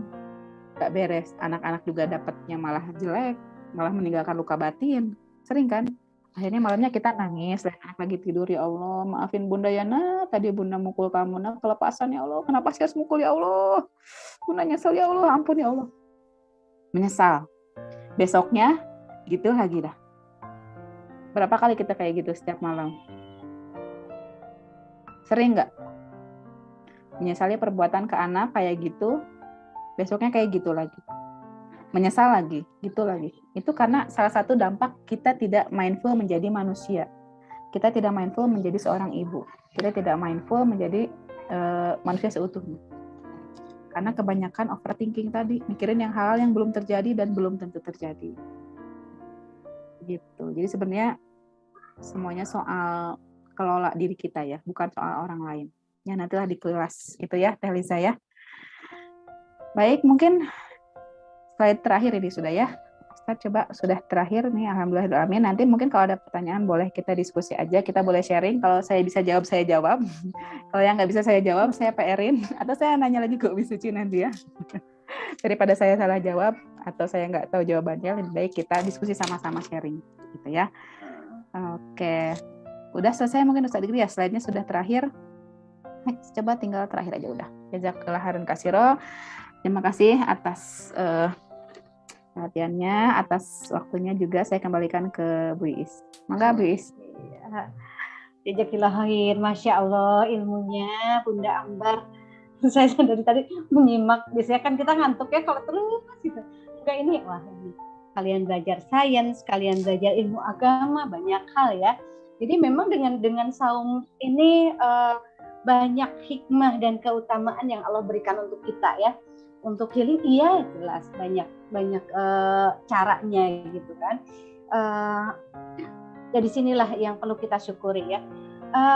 Barangkali nih ada dari ibu bapak atau akang teteh nih yang mau bertanya nih. Ya betul tuh kata Teh Erlin. Pusing banget. Iya betul. Nggak ngantuk dari tadi nyimak. Nyimak. Iya dari ya mangga ada pertanyaan dari Bapak, Ibu, atau Akang Teteh. Silahkan. Terkait dengan healing ataupun dengan kebetulan ada Bunda Suci juga ya, kalau misalnya ini bisa duet nih Bunda Ambar dan Bunda Suci kalau misalnya Ya sharing sama Umi tuh. Melengkapi ya, saling melengkapi gitu. Enggak, ya. Boleh langsung raise hand atau di kolom chat juga. Tadi cuma ngintip-ngintip ya, jadinya ketagihan karena materinya. Iya betul, materinya sangat bagus. Awas bintitan Pak Titan. Ngintip-ngintip. Ngintip-ngintip tapi akhirnya nyimak sampai akhir ya. Ini bintitan iya, enggak. Ya, ada tidak ini? Ayo. Ya, kayaknya atau udah Bunda ini. Ambar yang bertanya ini. Bukan pertanyaan. Kalau kasih pertanyaan harus kasih hadiah nanti nih. Hadiahnya umroh. Allah yang berikan. Nah, hadiahnya umroh. Amin. Syaratnya ketemu Allah. di Baitullah ya, amin. Amin. Mudah-mudahan tahun ini ya kita semua bisa umroh yang di ruangan ini, amin. Amin, Amin ya Allah. Ya Allah. Ya. Yang itu darah tinggi self-talk-nya gimana nih? Nah, itu yang dari tadi tuh. Darah tinggi self-talk-nya gimana? Sabar tetap terjaga. Bagaimana caranya? Yang kedua itu yang pertama self-talk untuk yang darah tinggi. Yang kedua dari Teh Erlin, bagaimana caranya untuk istiqomah biar stok sabar tetap terjaga, Bun? Ya, langsung dijawab aja nih. Langsung ya, Bun. Yang itu darah tinggi self-talk-nya gimana? Gimana ya self-talk-nya ya? Kalau self-talk ke Umi Suci kayaknya. Hanya tadi yang bisa saya sharing sedikit, kita pelajari dulu bagaimana prosesnya menjadi darah tinggi gitu kan. Jangan sampai kita nunggu darah tinggi dulu baru kita turunin gitu ya. Nah, jadi sebelum yang menyebabkan darah tinggi itu apa? Penyebabnya tadi kan salah satunya tersumbat ya. Si pembuluh darahnya itu tersumbat oleh lemak-lemak. Ya ada yang lemak kolesterol segala macam selain dari makanan bangsa gorengan karar itu malah ya. Itu juga memang perlu dikurangi. Tapi secara psikisnya ternyata yang menyebabkan kandungan kolesterol itu terproduksi terlalu banyak adalah salah satunya dengan aktifnya hormon adrenalin, kortisol tadi. Jadi kurangi dulu, hindari pencegahnya. Jangan sampai adrenalin kita terlalu sering bekerja. Misalnya jangan terlalu sering pada ada kondisi stres, jangan terlalu sering pada ada kondisi tidak mampu mengelola emosi, jangan sampai sering berada pada kondisi yang kita gitu ya. Tidak merespon itu sesuai wahyu. Jadi ketika ada hal yang kurang menyenangkan, biasanya kita merespon dengan nafsu, akhirnya yang aktif adalah kelenjar adrenalin tadi, sehingga kortisolnya banyak, menyebabkan kolesterol itu menyumbat si pembuluh darah. Kan selang gitu ya, selang kalau lubangnya besar itu airnya nggak gor gitu ya. Kalau kita pencet sedikit si selangnya digini-gini, dipencet gitu kan. Kebayang nggak sih? Selang itu dipencet, kalau dulu suka main herian gitu ya. Dipencet kan airnya jadi menipis kan. Nah, kalau airnya menipis itu kan tekanannya jadi besar kan. Artinya kalau lubangnya besar tekanannya kecil. Kalau lubangnya jadi kecil karena tersumbat si kolesterol tadi, itu tekanannya dia besar. Kalau sekali 2 kali mungkin masih oke. Tapi kalau keseringan si selang ini kita pencet kayak steam gitu ya, itu kan kecil ya tekanannya. Tekanannya tinggi, lubangnya kecil. Kayak steam cuci mobil itu kan, nyemprotnya kan tarik pisannya. Kalau kena tangan teh peres gitu. Beda sama selang biasa, kalau kena tangan biasa aja. Karena tekanannya besar. Nah, kalau pembuluh darah kita keseringan tekanannya besar seperti itu, lingkarannya kecil, si pembuluhnya, itu yang menyebabkan sering tersumbat. Akhirnya darah menekannya lebih tinggi. Si jantung kita ini, memompa darahnya lebih kencang. Akhirnya sering darah tinggi. Nah, iya, perhatikan penyebabnya. Jangan sampai nunggu darah tinggi dulu baru diobatin pakai obat. Jadi ketika ada hal-hal yang bikin kita marah, bikin kita nggak enak, kita pelajari dulu ilmunya. Terima itu sebagai wahyu dari Allah. Jangan sebagai nafsu. Kalau ngikutin nafsu kan, aduh kesel si eta hayang ngajak gelut teh, pokoknya bawa teh kajian gelut lah, bak-bak. Ya gitu kan, biasanya gitu. Nah, itu penyebab darah tinggi. Secara alur psikosomatisnya seperti itu. Jadi kenali dulu penyebabnya. Jadi memang semua kunci itu ada di dalam diri kita. Gitu ya. Terus yang kedua dari Ibu Erlin, bagaimana caranya untuk istiqomah biar stok sabar tetap terjaga, Bunda? Stok sabarnya udah beli di Tokopedia, ada nggak Bu Is? Atau di Shopee? Buat stok banyak gitu ya. Ya, gimana caranya stok sabar? Memang kita semua perlu belajar banget, stok sabar ini perlu banyak. Apalagi menghadapi hari-hari yang luar biasa, kejadian-kejadian yang Allah hadirkan. Ya, itu tadi salah satunya, dengan menerima ini sebagai wahyu dari Allah. Allah yang kasih. Pahami ilmunya. Sering belajar, sering diingatkan. Karena kita kalau sekali belajar, kalau nggak dipakai lupa. Dan ini berlatih. Skill sabar ini sebuah skill, bukan sebuah sesuatu yang tiba-tiba bleg sabar. Enggak. Tadi kalau kata Teja, sabar itu kata kerja. Ya, memang kata kerja. Perlu dilatih. Dan tidak banyak orang yang sekali sabar berhasil, enggak. Mungkin ke-1 gagal, kedua gagal, ketiga gagal. Tapi kita tidak berhenti di situ. Saya merasa nggak berhasil nih jadi seorang ibu. Saya marah-marah terus setiap anak melakukan hal yang tidak sesuai kemampuan. Stok sabar saya sudah habis, beli di Tokopedia, ya, beli di Shopee. Ya, jadi memang stok sabar itu tidak bisa dihadirkan begitu saja. Itu sebuah skill yang perlu dilatih. Dan berbeda dengan menahan itu tadi. Kalau menahan itu kita diamkan, kita tekan, akhirnya jadi bom waktu. Kalau jadi bom waktu, misalnya suami lagi panas, istri lagi panas, anak lagi panas, ya sudah. Tidak ada sakinah mawaddah warohmah di situ. Jadi sabar itu adalah ketika kita ingin marah, tapi tetap bersikap ramah, nah itu rahmat Allah turun.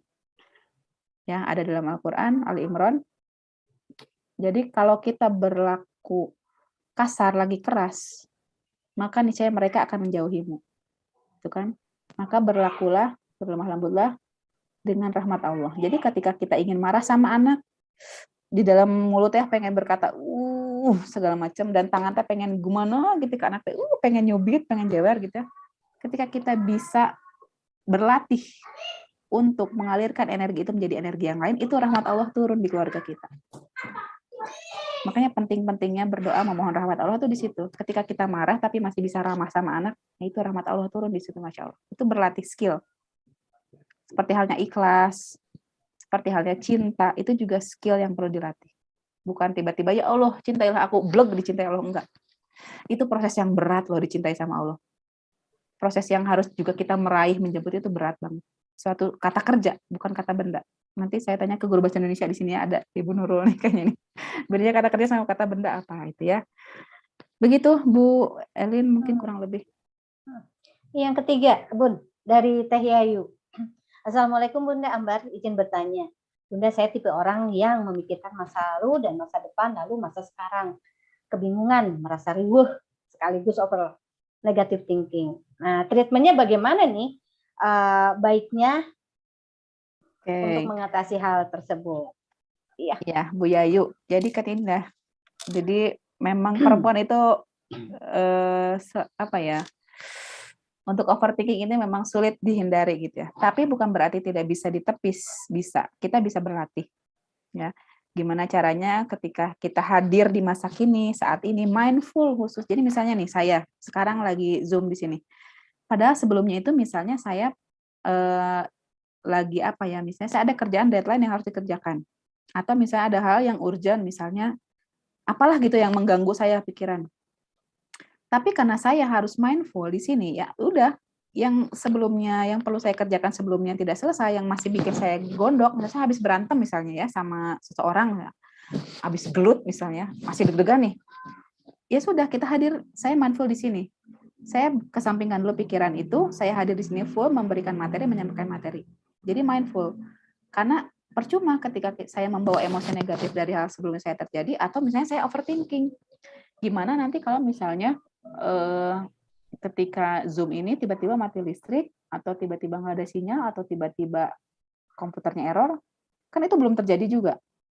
Ngapain saya penuh-penuhin kebutuhan saya untuk jadi mindful ini dengan pikiran-pikiran negatif yang saya hadirkan sendiri?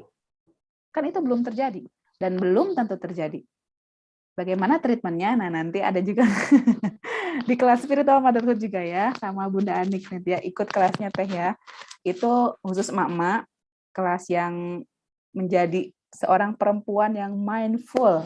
Bukan hanya, ini bukan kelas parenting ya, bukan hanya untuk ibu-ibu yang sudah punya anak, meskipun perempuan yang belum menikah sekalipun, itu bisa hadir di kelas ini. Dan itu akan ada kelas-kelas healingnya, treatmentnya itu di sana dikupas tuntas di kelas itu. Jadi nanti kalau ada jadwal kelas terdekat, ya yuk boleh ikut di kelas itu. Itu detail banget tentang overthinkingnya juga dikupas banget, materinya overthinking itu gimana, cara menanggulanginya gimana, itu lebih detail di sana.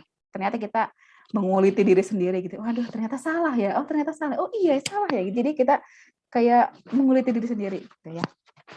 Itu mungkin. Ini pertanyaan yang keempat. Bagaimana menghapus memori yang kurang baik pada anak? Tapi ini dari Bunda Ica sudah menambahkan juga nih, menghapus memori yang kurang baik pada anak. Ini kata Mas Randy dan Mas Sony dengan formula 1/5. Satu keburukan dibalas dengan 5 kebaikan. Agak Bunda Ambar menambahkan juga. Ini pertanyaan apa pernyataan? Ya. Pernyataan. Pernyataan ya. Makasih Pernyataan dari Bunda Ica. Ya, betul banget. Mungkin ada pertanyaan, gimana kalau misalnya saya udah terlanjur ngebentak anak, terlanjur menyakiti anak, terlanjur bikin anak terluka batinnya. Gimana caranya? Itu kan memori, ya memang ya secara di saraf itu memang tidak akan tergantikan. Sel saraf yang rusak ya sudah rusak. Kan kita tahu ya, ketika kita ngebentak anak itu sel-sel saraf itu banyak yang putus, ngejeprut gitu ya. Yang rusak ya sudah rusak. Gimana caranya? Ya itu tadi betul, dengan formula 1/5. Ketika kita melakukan satu kesalahan, kita iringi dengan 5 kebaikan. Apa saja? Misalnya dengan membelainya, memeluknya, gitu ya, dicium pipinya, keningnya, diucapkan kata-kata positif, misalkan Bunda sayang kakak nak, Bunda sayang adik nak, misalnya. Jadi diiringi dengan 5 kebaikan. Insya Allah itu akan terbiaskan. Kalau mungkin untuk terhapus juga, karena tidak terhapus ya, sel saraf kita tetap ada gitu, memorinya tetap ada, tapi paling tidak tertutupi oleh 5 kebaikan tadi. Oh, ternyata dia juga belajar bahwa orang tua juga bisa salah, orang tua juga bisa melakukan kekeliruan. Nah, yang paling penting di sini adalah kita minta maaf sama anak. Jadi anak juga paham bahwa orang tua juga bisa salah loh. Tapi orang tua juga bisa mencontohkan kalau kita salah, kita minta maaf. Dan anak akan mengikuti, mencontoh. Bayangkan kalau kita udah marah-marah, lalu tiba-tiba nggak bageran, hungkul, menghibur begitu saja. Jadi sebetulnya ya, ini sebelum menghibur anak, ada satu hal dulu. Menerima kekecewaan dia dan menerima luka dia. Jadi seperti yang pernah saya bahas di sesi sebelumnya ya, Bu Isya, yang tentang jangan mengalihkan. Ketika anak nangis itu jangan mengalihkan. Gitu. Jadi jangan serta-merta langsung dihibur, langsung sembuh, tapi kita terima dulu lukanya. Kita pahami dulu bahwa oh dia sedang sedih, oh dia sedang luka, jangan tiba-tiba lagi nangis ini permen gitu. Itu kan jalan pintas, langsung menghibur. Itu ada satu step yang dia lewati. Kita tidak menerima sedihnya dulu. Jadi dia nggak akan punya orang yang bisa menerima dia apa adanya. Dia hanya selalu siap dengan ketika dia luka harus ada hiburan. Nah, yang Satu proses penting itu proses rilisnya itu. Proses rilis emosi baik anak maupun kita sendiri sebagai ibu, sebagai istri. Kita juga perlu rilis. Jangan sampai kita mendampingi anak, membersamai anak juga dengan luka-luka batin yang kita punya gitu ya. Kalau kitanya terluka yang akan kita alirkan ke anak ya luka juga. Gitu. Jadi ketika ada satu kesalahan yang kita buat sama anak, kita iringi dengan 5 kebaikan sama anak. Kita ucapkan kalimat yang baik. Meminta maaf pun itu satu kebaikan. Anak akan mencontoh juga kalau dia salah nanti dia akan minta maaf. Dia tidak akan malu, tidak akan berat untuk meminta maaf karena skill meminta maaf ini berat kalau nggak dilatih, dibiasakan. Termasuk saya sendiri juga sedang membiasakan diri, melatih diri bahwa ketika saya salah, saya juga minta maaf.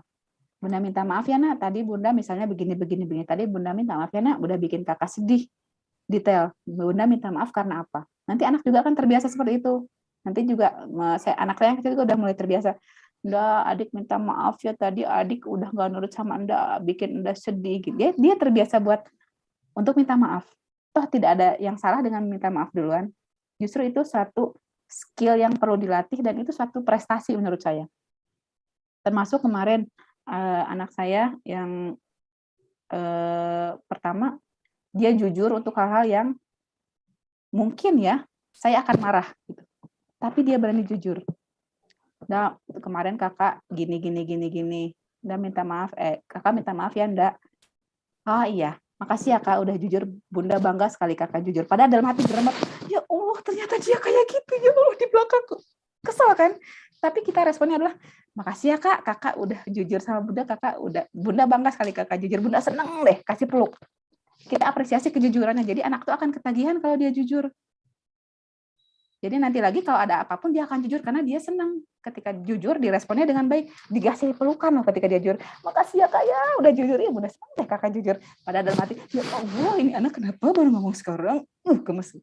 Tapi dia akan ketagihan nanti dia jujur. Dia akan senantiasa terbuka berani jujur sama kita. Bayangkan kalau sudah besar nanti dia nggak berani jujur sama kita untuk hal-hal yang lebih besar lagi.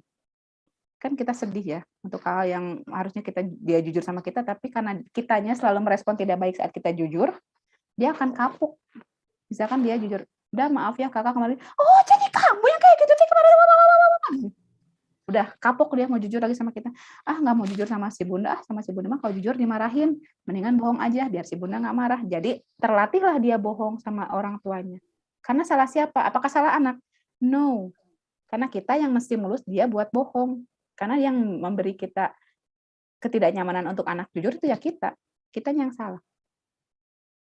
Begitu, jadi memang berat ya, sangat berat, tapi insya Allah kita sama-sama belajar bareng, makanya kita, nih kata Teh Ica tuh, ya sobat, recommended banget kelasnya woman, support woman, ya untuk emak-emak terutama ya. Oh ya Bunda, kalau boleh minta kontaknya yang bisa dihubungi, boleh Teh Ica, dihubungi nomor Teh WC atau nomor siapa di situ, ditulis nanti ya. Itu mungkin Bu Is. Iya, aduh punten dedehem lagi. Iya, tadi ada lagi pertanyaan. Tapi memang yang tadi Bunda Ambar sampaikan ya, kebetulan saya ada satu murid nih, kesulitan, sangat-sangat kesulitan untuk menyampaikan kalimat permintaan maaf. Kalau tidak dibiasakan sejak dini, dia tidak akan pernah belajar bagaimana cara meminta maaf. Minta maafnya, ya udah salaman aja yang tahu. Coba bagaimana caranya meminta maaf, kira-kira bagaimana ya kata-katanya ya. Karena apa? Tapi kita harus menyampaikan juga ya, minta maafnya karena apa? Jangan hanya minta maaf.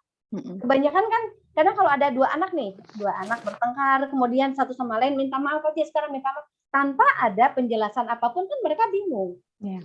Nah di sana ya Bun ya, paling memang alasan kita apa meminta maaf sehingga mereka juga belajar. Seperti yang tadi adik sampaikan, Bunda maaf. Adik tadi sudah, seperti itu. Mereka belajar bagaimana juga mencari jalan keluar dan bagaimana harus memutuskan untuk saya harus minta maaf nih karena salah saya. Evaluasi diri juga ya dari kecil gitu. Betul. Iya. Ya, Mangga ada pertanyaan lagi? Ke Umi Suci mungkin nih.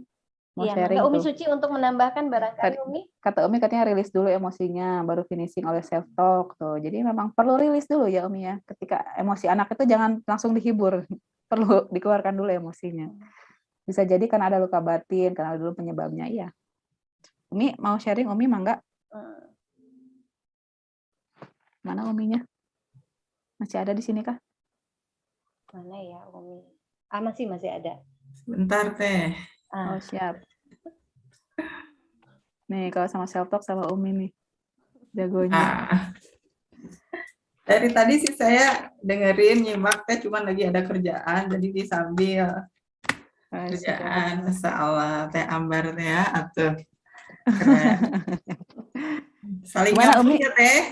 Ya, siap. Gimana Mei? Saling Coba, Mi? nyambung dengan materi saya sih sebenarnya apa yang disampaikan Teh Ambar tadi, yang anatomi tubuh, ya betul ya.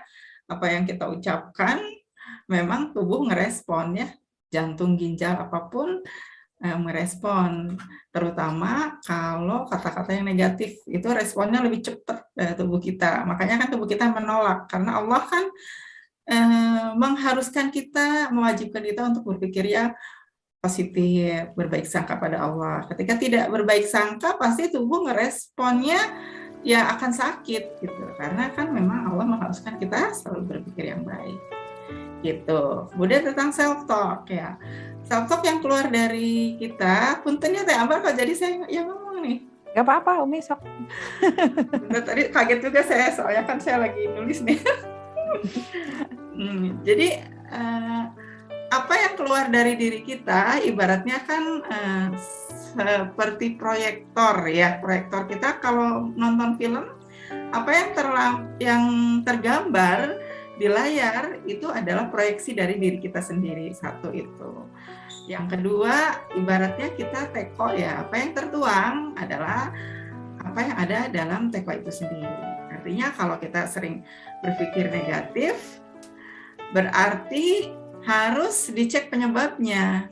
Sebagian besar, dan insya Allah itu sudah melalui penelitian, dan apa yang saya lakukan selama ini terhadap klien saya, semuanya itu bersumber dari luka batin. Ya. Luka batin, semua orang pernah mengalami luka batin, cuma levelnya mungkin berbeda. Luka batin yang dialami Teh Ambar dengan saya, pastinya berbeda. Mungkin ada sedikit ya, setiap orang ada. Nah, justru dari sinilah awal dari luka batin inilah saya berbagi, sharing, karena saya juga orang dulu yang mengalami luka batin yang dalam, gitu. Ketika kita sudah merilis luka batin kita, alhamdulillah tubuh saya sekarang sehat, yang dulu banyak sekali penyakit ya. Dan akhirnya self talk-nya jadi positif. Self talk negatif karena awalnya juga dari luka batin yang belum selesai. Jadi hati-hati dengan luka batin kita. Jika luka batin kita belum selesai, belum dirilis, itulah sumber penyakit kita, itulah segala hal yang menyulitkan kehidupan kita. Bahkan kenapa jauh dari rezeki, karena ya kita sering berpikir negatif. Gitu Teh. Luar biasa. Dahsyat ya. Saya nimbrung ya.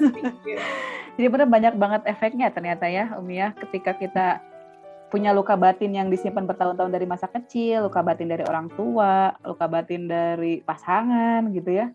Kalau disimpan bertahun-tahun itu sampai ke menghambat rezeki ternyata ya, luar biasa, Masya Allah. Jadi kemana-mana, jadi perlunya merilis itu memang sampah kita tuh kebanyakan, udah perlu dirilis. Kebanyakan tong sampah aja kalau nggak dibuang bertahun-tahun itu isinya apa, bayang ya Allah ya, belatung, segala macam, udah baunya kayak apa, udah banyak gas etanol. Kalau dulu tuh di Leuwi Gajah tuh sempat ada tempat pembuangan sampah yang sampai meledak. Tahun berapa dulu Umi kejadiannya? Pernah dengar berita kan? Ya, yang di Leuwi Gajah ya Teh? Yes, yang di Leuwi Gajah meledak itu kan? Nah, itu tahun berapa? Nah, itu jangan sampai kita seperti itu ya Teh. Nah, jadi bom waktu. Itu sampah fisik aja udah bisa meledak. Kebayang sampah batin kita yang bertahun-tahun nggak pernah dibuang, nggak pernah rilis, coba. Itu bisa meledak. Dan hati-hati ya ketika kita punya luka batin, itu nurun ke anak kita. Teh Ambar udah tahu lah pasti ya psikologi seperti itu ya. Anak kita sering dibentak, nanti anak kita juga jadi temperamen juga gitu. Makanya harus cepat di stop, diputus mata rantainya. Jangan sampai jadi dosa jariah Umi ya. Ya, na'udzubillah. Jadi ketika kita dulu sering dapat menerima perlakuan tidak baik, dibentak, akhirnya kita secara tidak sadar nih, karena kita juga terluka, nanti kita punya anak, ngebentak lagi anak kita juga nanti jadi temperamen, ngebentak lagi anaknya, begitu terus jadi jariah, Masya Allah. Jadi jangan jadi bukannya pahala jariah, malah jadi dosa jariah gitu. Jadi kita mesti stop belajar nih ngerilis emosi dari sekarang. Gimana caranya belajar ngerilis nanti ya? Ada di kelas. Insya Allah kemarin saya udah ke Kang Dodi sih. Insya Ya. Allah, tapi saya nanti pengennya setelah saum aja, saya bahas tentang luka batin. Nah, tuh Masya Allah. Nanti ada ya untuk sesi berikutnya insya Allah Umi ya. Khusus ya, karena kalau dicampur dengan yang lain ternyata suka nggak cukup waktunya. Sekaligus Iya. di situ nanti bisa rilis Nah, terapi rilis emosi. ya bisa rilis tipis-tipis lah ya. Tipis Masya ya. Kalau mau Allah. total harus langsung ke tempat praktek saya. Iya. Ya, jadi kalau begini paling rilis tipis-tipis aja. Memang kalau yang rilisnya beneran tuh perlu offline gitu ya. Karena khawatir kalau online itu takut kenapa-napa nanti kita nggak bisa handle ya Umi ya. Iya betul. Karena memang harus betul-betul dikeluarin. Mau teriak, mau nangis, Tuh. bahkan sampai ada yang pingsan gitu. Ya, Jadi betul. harus langsung offline ya. Iya betul. Kalau di kelas SM kemarin tuh sampai ada yang muntah-muntah Umi. Biasanya kalau di kelas healingnya itu ada yang sampai muntah, ada juga yang muntah darah gitu ya. Yang Masya Allah penyakit di dalam juga ikut keluar, ikut alhamdulillah biiznillah jadi sehat gitu. Wasilahnya gitu. Mungkin Bu Is begitu. Kalau Ya jazakumullah khair, Bunda Ambar, Bunda Suci juga ya.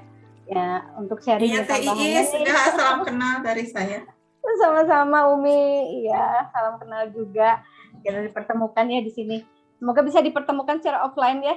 Ikut nanti trainingnya. Aduh, Insya Allah kalau bisa ikut di kelasnya. Ya, sebelum foto bersama nih, ada closing statement barangkali dari Bunda Ambar.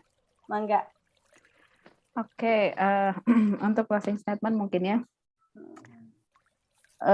Kebahagiaan kita itu bisa diraih dengan healing yang benar. Salah satunya dengan mengenali diri kita dengan baik, sehingga kita akan lebih mengenal Rob kita siapa.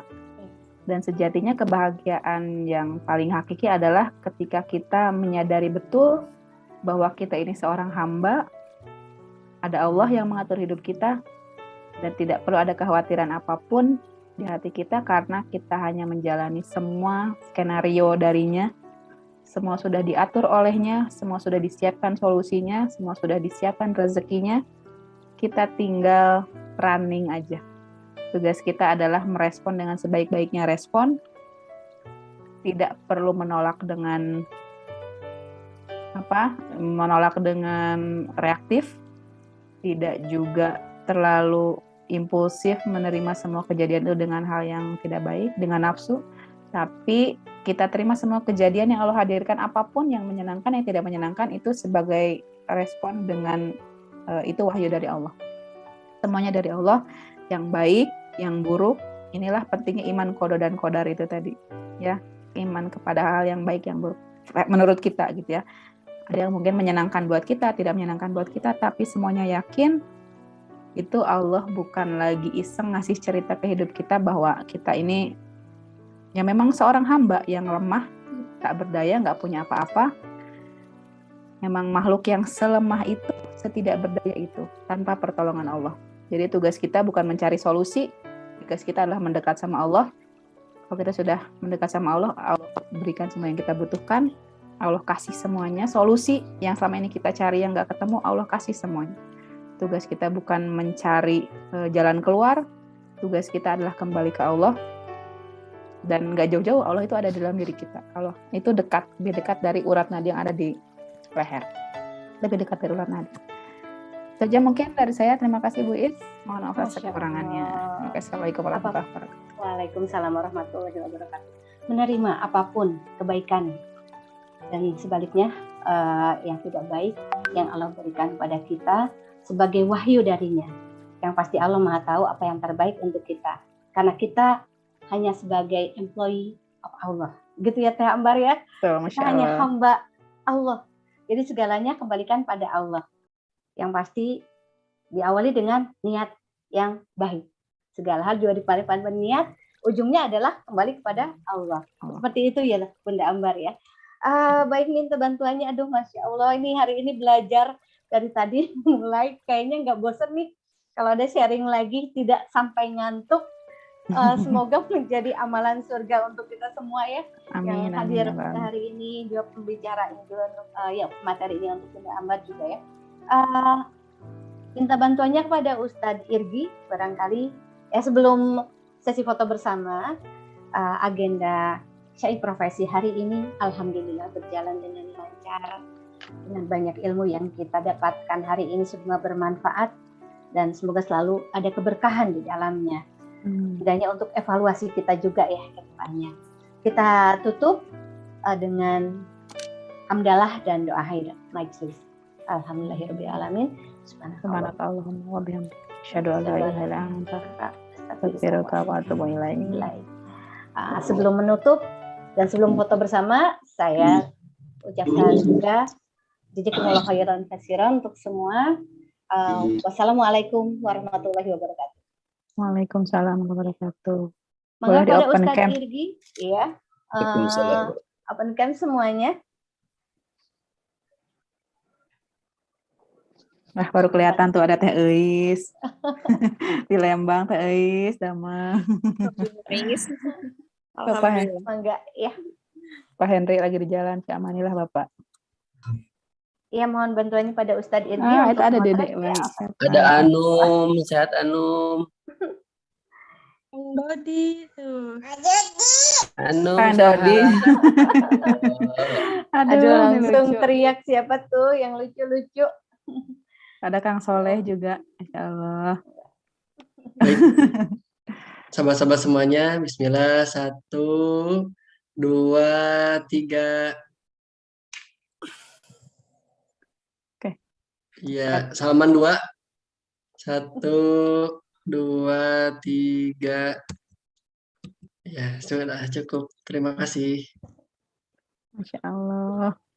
Allah, syukron Teh Amar, materinya luar biasa dahsyat. Ya, sama-sama Kang Dani, Kang Umi sama Soleh. Umi. Kang Dani, aduh malu kalau ketemu Kalau Umi Maaf aja santri, aduh ya Allah. Ya, semoga ya nanti ingin sih ke sana, cuman waktunya nih. Ini lagi nulis-nulisin buku nih, lagi nulis-nulisin alamat. Masya Allah. Buku. Nah. Baru datang bukunya, jadi mau ngirim buku dulu. Amar, atur nuhun. Ya, mangga. Atur nuhun Kang Dani. Assalamualaikum warahmatullahi wabarakatuh. Waalaikumsalam warahmatullahi Izin wabarakatuh. live ya, Teh Ambar semuanya. Mangga, atur nuhun sami. Atur nuhun Umi, habis lebaran nanti ya. Atur nuhun semuanya, semoga selalu sehat, bahagia dan selalu berkah Allah Subhanahu wa Amin, taala. atur nuhun Puis. Iya, mangga saya pamit ya. Ya. Ya, assalamualaikum Kita warahmatullahi hitung mundur aja. Ya, Kang Dodi. Ustadz Irgi, di close aja. Itu mundur. Ya. Oke, 5, 4,